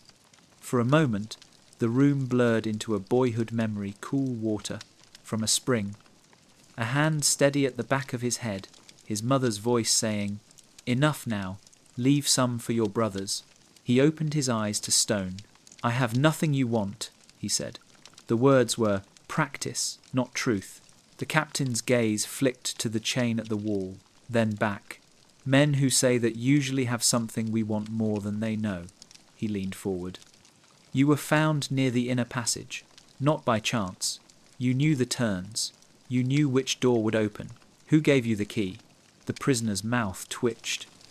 "A door opens," he said softly, "when the man on the other side wishes it open. Keys come later." "Poetry," the captain said, as if mildly disappointed.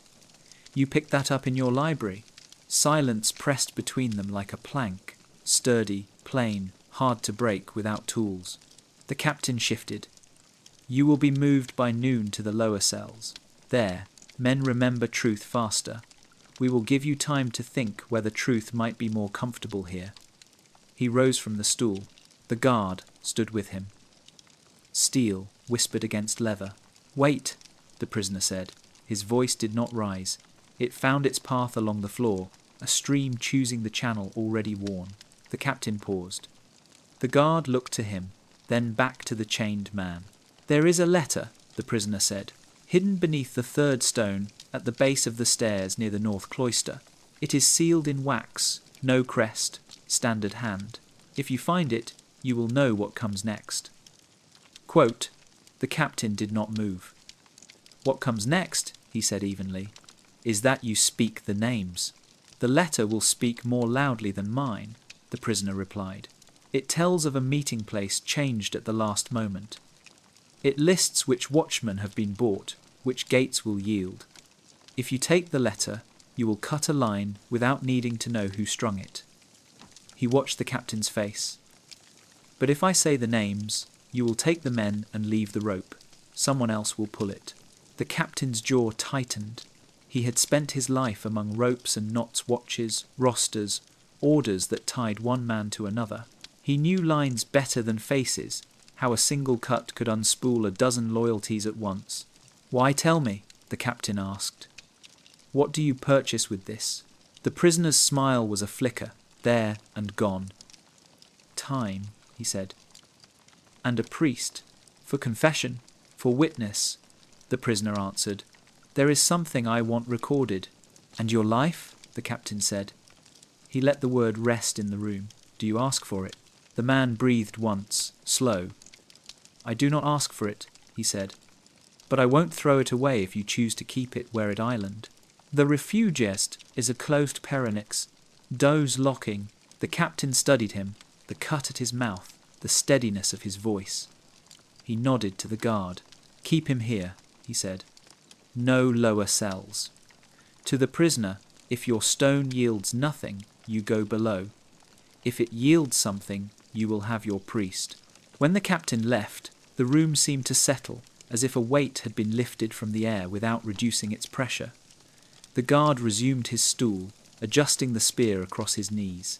"You have the look of a man who knows the value of hours," the guard said finally. "I used to know the value of bells," the prisoner replied. "Now I count breaths." The guard snorted softly, not unkindly. He had once counted breaths too, when fever had taken his youngest in winter. He kept his eyes on the door. "If you wished to live," he said, "you could have asked for more than a priest." The prisoner watched the dust in the shaft of light. "A man who asks for much receives little," he said. "A man who asks for what he cannot counterfeit might be given it." The hours bent. Footsteps came and went in the corridor, sandals, then boots, then sandals again. Noon drew a pale thread across the room as the sun shifted. When the door opened once more, The captain entered with a monk trailing him, old, careful, hands clean, and eyes clear. "We found the letter," the captain said. He did not sit. The stone lifted easily, as if it wanted to be helpful. "The seal matched your description. The words were what you promised. You will have your witness." The monk inclined his head to the prisoner. He placed a small wooden board on his lap and opened a folded sheet. "Name," he said gently. The prisoner spoke his name. He spoke the name of his father. He spoke the village where the spring ran sweet and the road forked toward vineyards. He did not speak the names he had refused to sell. He gave the thing he had asked for, a record of the man who had carried betrayal as if it were a bucket from the well, heavy, surprising in its ease, only at the start. "Write this," the prisoner said. "I joined because hunger is faster than prayer. I stayed because oaths are easier said in the dark. I do not say I am sorry, for sorry is a word men use to wash hands they still wish to keep unclean. I say only this: I saw the door open, and I did not turn away." The monk's pen moved, slow, neat. He did not lift his eyes. When he finished, he blew lightly across the line to set the ink. He folded the page and tucked it inside his robe.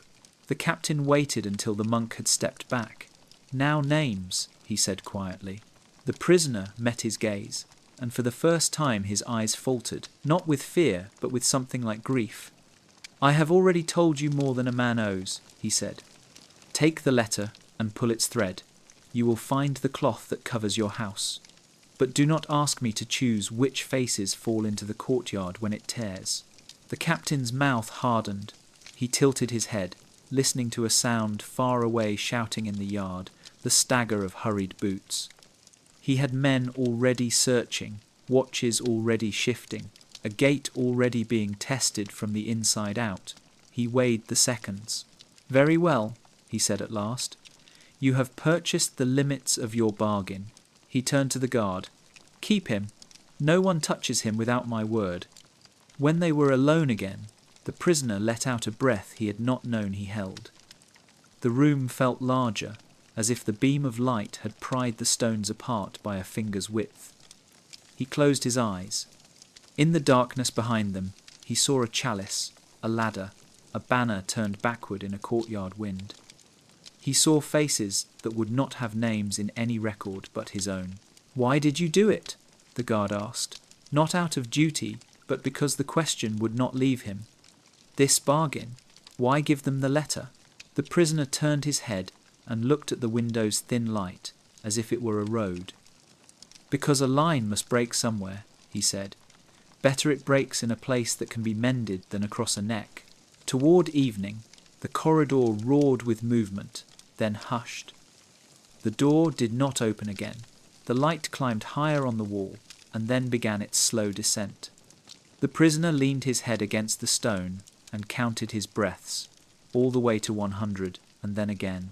When night came, a bowl of broth was set beside him, warm, plain. He drank it and thought of the spring in his village, and of brothers, some of blood, some of oath bending to drink without looking over their shoulders. He had not bought his life.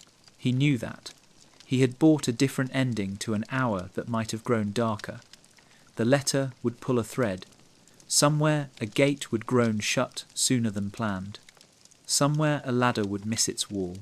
Somewhere a boy sent to carry a message would arrive to find no one waiting.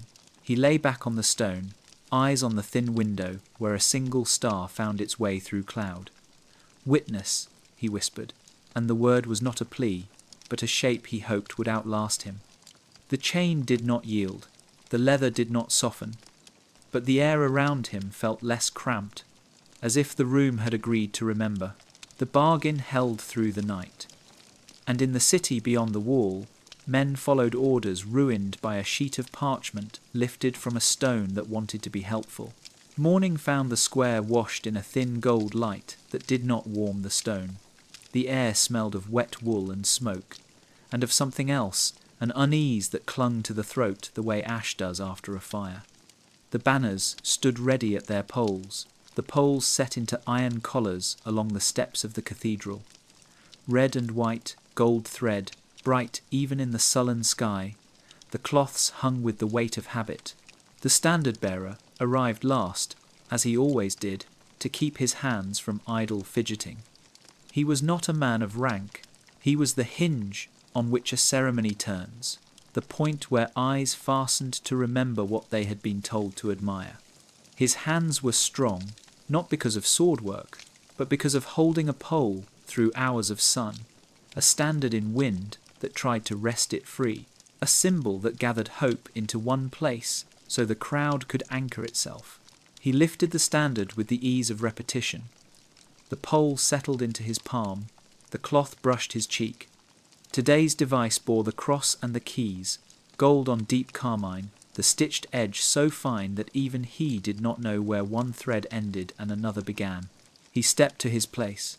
The crowd's murmur edged toward quiet, as if the square itself took a breath and held it.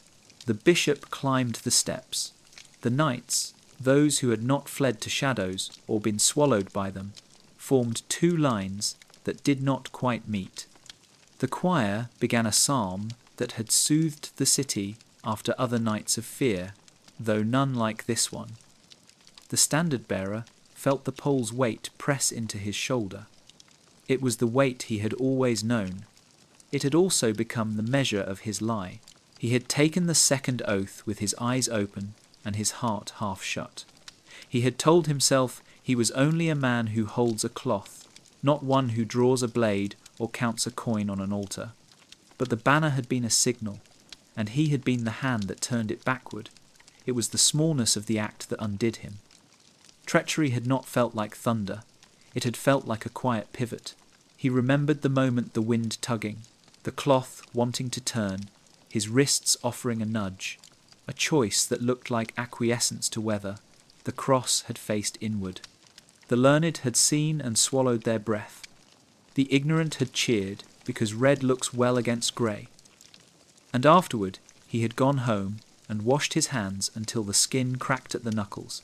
Now, in mourning, the pole fit again into its familiar notch against bone and muscle, and the choir's psalm braided itself through the square. Restore us, O God.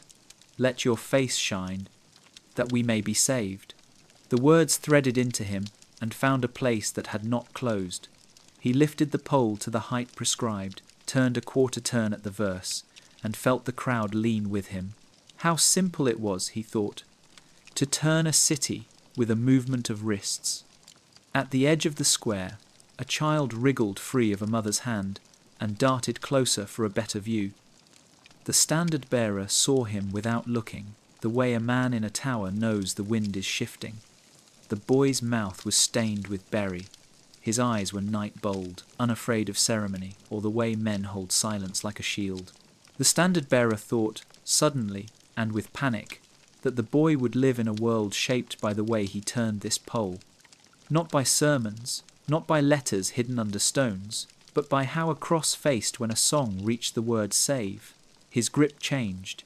He felt his fingers speak to wood, and the wood answered. The verse crested. The pole should have swung the way the rehearsals taught, the way the new oath required. He did not swing it. He let the wind take a shallow bite, then pushed back. The cross faced outward. It stared at the city with a frank gaze, as if to ask, "Are you awake?" For a breath, nothing happened. The psalm held its notes. The bishop's hands made their slow arc of blessing. The knights looked forward, because their training told them to. Then, as if a bell had rung that only certain ears could hear, heads turned. Men who had seen the banner backward last time, men who had read in that reversal a command they had obeyed, looked now and felt something slip. A captain near the steps tightened his jaw and took a half-step sideways, the movement of a man who wants to interpose his body between a symbol and a consequence. A sergeant across the square shifted his grip on a spear, suddenly unsure which line he guarded. The choir's chant wavered and then found its pitch again, because chant is a river that does not consult the stones it flows over. The standard-bearer's shoulders burned. The pole wanted to move. Banners prefer wind to will. He held it where it was. It was a small defiance, so small a man could pretend it was fatigue, a tremor, a slip. He did not want it to be small. He wanted it to be exactly the size of his hands. He did not have a plan. Plans belonged to rooms with maps and barrels and the smell of dust. He had a pole and a square and a morning. So he made the only plan he could make. He would keep the cross turned outward until the psalm gave him a new shape to live in. If someone took the pole, that would be the shape. If no one did, then perhaps the shape would be a road back that could hold a foot. Movement at the margin broke the moment.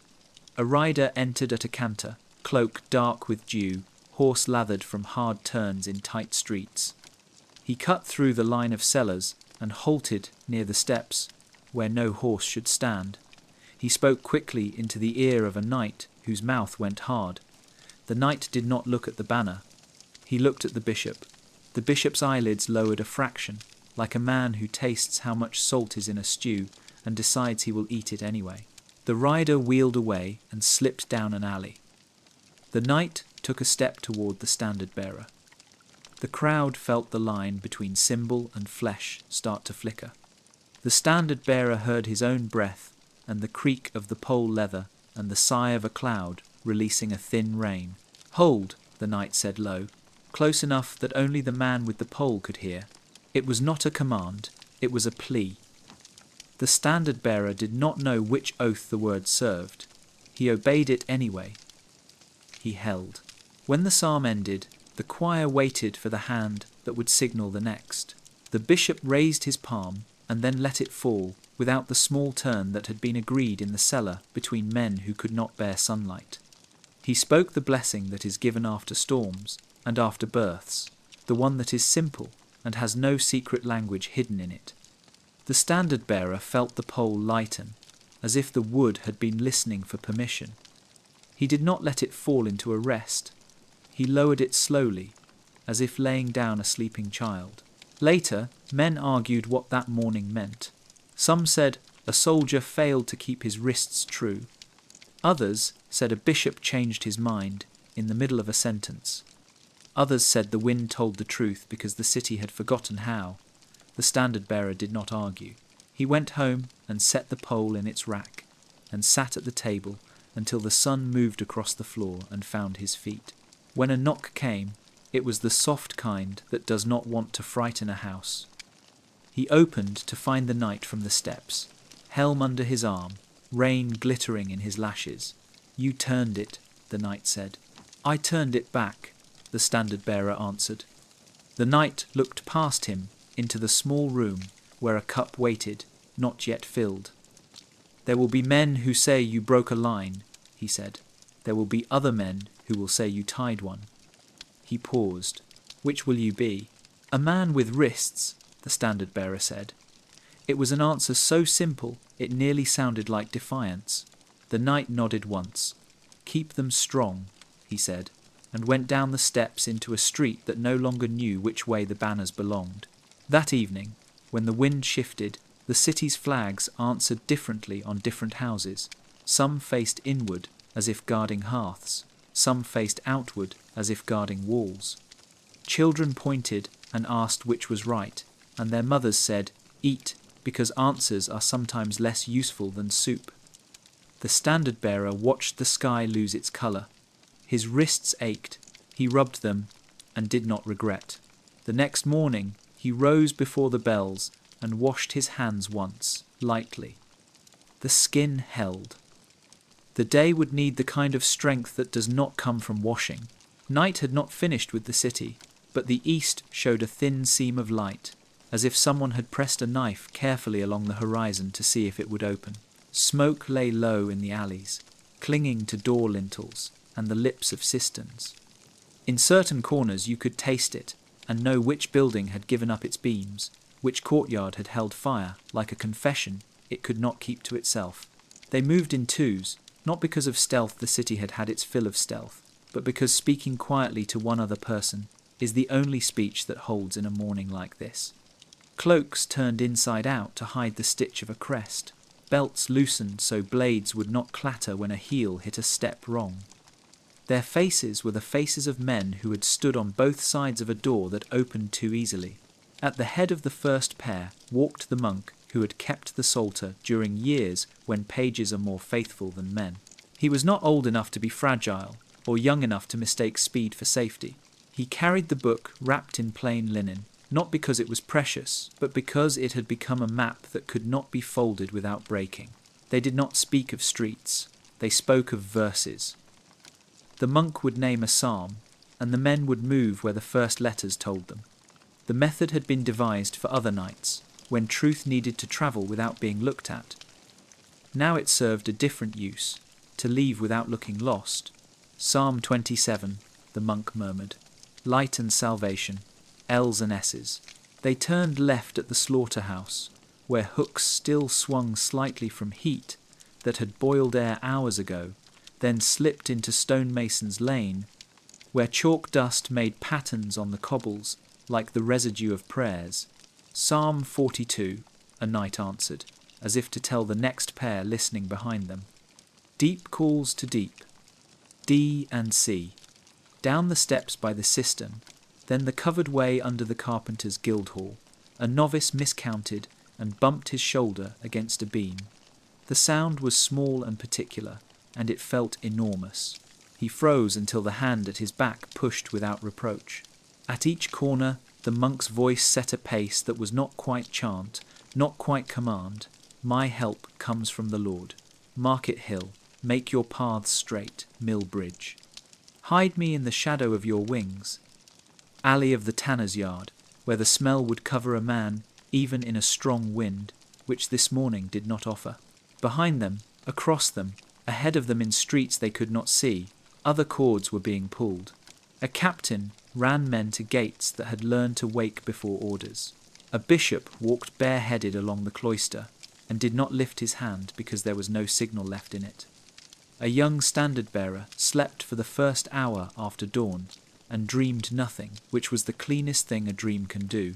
At the fish market, a dog began to bark, 3 sharp sounds like nails on wood. The group stopped as a single body. The monk did not lift his palm. He lowered the psalter, thumb holding his place at the ribbon. Psalm 57, he said quietly. Be merciful to me, O God, B and M. They cut between barrels and a wall, and moved along the margin until the dog found a reason to tell itself a different story. By the time the seam of light at the horizon widened to a stripe, they had passed 3 marks set the night before char, coal crossed on a doorpost, a scrap of willow tied at knee-height on a gate, a line of salt poured along the base of a wall and then scuffed once. These marks had once meant come in. This morning they meant go on. The world is not good at learning new meanings before breakfast, but they had no choice. Psalm 121, the monk breathed. A knight at his shoulder finished it for him. I lift up my eyes to the hills. I and H. The hill they needed was not a hill, but the slight rise where the city's first wall had once stood before it grew larger and attempted to be invulnerable. They moved toward the old line, because old things remember humility. A cart blocked the lane overturned, 2 wheels like broken crowns on their sides. Fish spilled from the bed, silver bodies dulling in the ash-smudged dawn. A woman stood near it, hands on her hips, face set, not in grief, but in the stubborn anger of someone whose day has been ruined by men who love plans more than work. She saw the monk and the knights behind him, and did not move aside. Psalm 90, the monk said, voice soft. Teach us to number our days, T and U. The knight nearest stepped to the cart, lifted the bed with 2 others, and set it right, while the woman watched with a gaze that was almost pity, but not yet. Thank you, she said finally. He nodded, and did not ask forgiveness for what the knight had done to her living. He had not earned it. The gate they aimed for was not a gate. It had been bricked up years ago when a wall shifted and a city decided it would rather have safety than convenience. But stone remembers a hinge, the way a shoulder remembers a habit. The mortar at the base had crumbled where water insisted on being itself. They could pull 3 stones if they had a pry, and the willingness to hear a groan that would sound to an anxious ear like alarm. They had both. The monk set the psalter down and put his fingers to the third stone, the one whose face had a faint ripple as if a mason had once been distracted by birdsong. He did not pull yet. He waited for the words that had always steadied his hands. Psalm 62, he said, "For God alone my soul waits in silence." F and G, 4 men bent, grasp, give. The stone moved like a tooth that has decided it must leave a jaw to let speech be better. Behind them, footsteps, not rushed, not creeping. A pace that wants to be seen without wanting to make a scene. The group turned as one and saw 3 figures. A sergeant with a scar at his lip that made his mouth look undecided. A baker with flour still in his hair, and a boy carrying a satchel that seemed too heavy for his shoulder. The sergeant raised his palms to show they were empty. Psalm 34, he said. I sought the Lord, and he answered me. I and H again. He smiled without showing teeth. It appears we are walking the same alphabet. The monk looked at him for a long breath. And your intent? To leave before leaving looks like fleeing, the sergeant answered. To live long enough to learn another psalm. They made space. The boy stepped close, eyes too wide for a face that had not yet learned to hide anything. Do you know the one about the shadow of the valley? He asked the monk in a rush, as if the words would not wait. My mother says it when she is tired. I do, the monk said, and he almost smiled. You may say it with me at the next turn if your breath allows. The stone came free. Then the next. Cold air beyond smelled of grass that had ignored the night. They passed the book through first, because a map should not be left on the wrong side of a river when men need to know where to place their feet. Then the boy, then the woman, who had appeared without anyone seeing when she had changed her mind about pity, then the sergeant, then the rest. A horn sounded far off, the thin cry of a brass throat clearing. It was not alarm yet, it was the stretch before words. The monk lifted the psalter and closed it around the ribbon. He did not need it for the last distance. He knew the way by heart, now, by letters shaped into corners, by sentences that had become streets, past the orchard where this year's fruit would be smaller because smoke had eaten leaves, across a ditch where frogs complained in voices that didn't care who was in charge of the city, up a strip of earth that had never been rode but had held more feet in 1 hour than in the last 10 years. At the rise they stopped.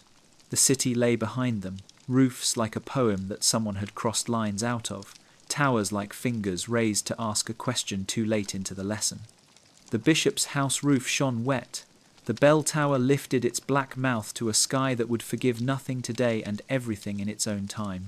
No one spoke for a while. The breath that had been saved by psalms needed to be spent on being alive. When words returned, they came small. Here, said the monk, more to the book than to the men. He opened to the ribbon and read with a voice that did not seek to command. He will command his angels concerning you, to guard you in all your ways. He closed it. We must make our ways guardable. What now? A knight asked, and his tone held neither despair nor bravado, only a craftsman's interest in tools. Now you let the city decide whether it wants mornings without commands hidden inside blessings, the monk said. And you decide whether your hands can do work that is not the work they did at night. He looked at the sergeant, at the baker, at the boy, whose satchel was not books but bread, and you do not go back for what a psalm has already brought forward. They moved along the ridge until the path dropped into trees. Birds that had slept through fire took up their business. The boy walked beside the monk and did not forget to ask for the valley verse. They said it together, not because the shadow was behind them, but because it travels faster than men do and waits around bends. When they reached the river, they found a flat-bottomed boat that knew both banks. The ferryman looked at them as if they were ordinary. It was the kindest gaze of the day. He took half money and shook his head at the second half, as if coins were redundant in mornings when a psalter had done a better job keeping count. On the far shore, a woman washed a child's face with a cloth dipped in water that had not learned the names of the streets. "Are you leaving for good?" she asked, not unkindly, without stopping the work of making a face clean. "For now," the monk said, "for as long as it takes to come back without needing to count by letters that hide themselves." The path beyond the ferry bent into scrub and then rose to a track that had brought oak and salt to the city before it learned to dress itself in stone. They walked it with the easy care men show when each step is a choice not to turn around. Behind them, the psalms remained in the streets where they had been spoken. Ahead of them, verses unwritten waited at corners that did not know yet what letters they would take. At the top of the track, the monk stopped and turned once more. He lifted the psalter not as a shield or a signal, but as a book that had done two jobs, prayer and map, and had not broken under either. "When we return," he said, "let it be by the front gate in daylight, with a song that needs no other meaning. Is a grey des." They went on. The sun finally split the seam it had been worrying. Light ran downhill into the ditches, climbed walls, found the mouths of alleys, and made them say new things. In the city, someone rang a bell not because a captain ordered it, but because bread had finished its second rise.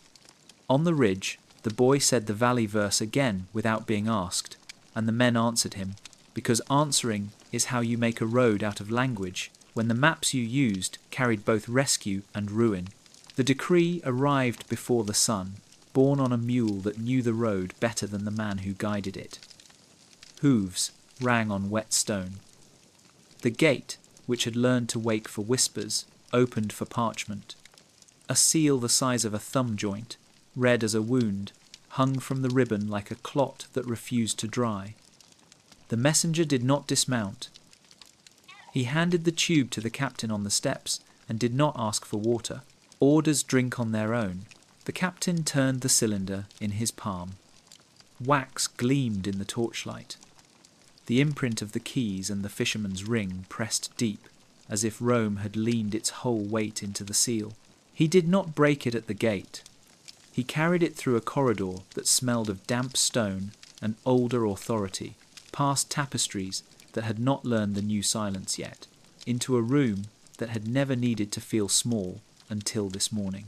The bishop stood to receive it, the lines at his mouth new since last night. His hands were steady. The men around him were not. They were commanders with creases at their eyes from squinting at horizons, clerks whose fingertips shone with oil from turning pages, two abbots who had not slept and would later pretend they had. The room breathed once as the captain placed the tube on the table.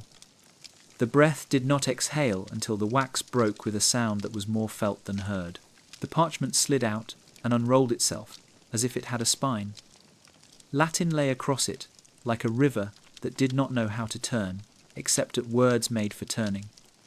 Therefore, henceforth, under pain of, the bishop read aloud, without raising his voice. He did not need to.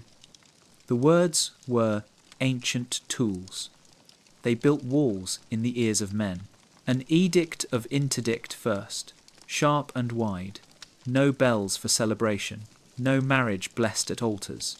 No burials with full rite. Not until the city cleaned its hands. Exceptions for the dying kept in one paragraph like a mercy that knows how to count but not how to speak. Next, a summons. Names required in Rome within 40 days. Not names of the poor who opened doors. Names of the men who told them which door to open. Names of those who had blessed signals with palms turned the wrong way, or with silence. And appended, like a stone at the end of a rope, seizure of goods belonging to those who failed to present themselves. Keys turned both ways. A clerk wrote, while the bishop read. His quill scratched as if it had opinions. The abbot to the left pressed his fist to his chest, the gesture of a man who does not cough because coughing would be simpler than breathing. The captain's jaw worked once, a muscle deciding between speech and obedience, and choosing the latter because there were too many witnesses for the former. When the bishop finished, he did not roll the parchment. He let it lie open on the table. Its edges curled slightly in the air, eager to become a tube again and ride to some other city. He set 2 fingertips on the seal and looked at the men one by one. "We obey," he said. "We always have. We will again." Obedience walked in tighter shoes than courage. The room agreed without moving. Out in the square, the decree became sound. Runners read it in smaller rooms. A scribe stood at the church door and sang it line by line, not with melody, but with the cadence of a man threading a needle through cloth already stitched. The market heard first. The fishwives crossed themselves, not because they knew the Latin, but because they knew the weight of red wax when a man with a ribbon held it like a handle of a bucket full of water too valuable to spill. By noon, the city had learned the word interdict without learning its grammar. Doors shut early, as if to make less work for the silence. Children asked why a wedding dress lay over a chair and not on a bride. Old men at the baths lowered their voices, because even steam listens when Rome writes. Mothers carried infants past the church and did not touch their heads to the stone, then turned back and did, because habit is theology. In the cloister, the bishop called a second meeting, small, precise, deadly. "We compile," he said, and the clerks understood before the rest. This was the list. Not a ledger of coin, a ledger of faces. Names of the men who had taken second oaths. Names of those whose palms had turned when they should have blessed. Names of the captains who had told watchmen to sleep before their hour. The abbot to the right closed his eyes. He had heard confessions not meant for ink. The seal of the box and the seal on the parchment quarrelled in his chest. He opened his eyes, because parchment had already won. A young priest spoke, his voice careful. "If we submit a list to Rome," he said, "we turn our brothers into a text." His elders looked at him as if he had stumbled into a room where words are weapons. "We will send what is asked," the bishop said softly, "and we will not send what is not asked. We will not explain motives. Rome likes motives only when they fit margins." The captain surprised himself. "Send mine," he said. The room shifted toward him, then away again. He did not elaborate. He felt the shape of the morning in his bones. The city would need a throat to catch what was coming. Better his than a boy's. Not all names arrived from conscience. Some came from fear that wanted a shape more lasting than teeth grinding at night. Some were pushed by neighbours who had learned to convert suspicion into coin. A woman who sold candles brought 2 names in exchange for the right to keep selling in a month when altars would be bare. A baker sent a 3rd, as if it were bread for the poor. When the clerk asked for a spelling, the baker shrugged. "He is tall," he said. The clerk spelled tall in Latin and left the line blank until someone filled it grimly with a family name before the ink rain of night. The list grew like ivy, a plant that finds every corner and invents its own ladder. The bishop looked at it at Vespers and knew it would not stop at the edge of the table. "We will send what we have," he said at last, "more to time than to men. Not because time is patient, but because it is not." The seal was pressed again onto a new ribbon. The mule that had known the road chewed and did not object to leaving without sleep.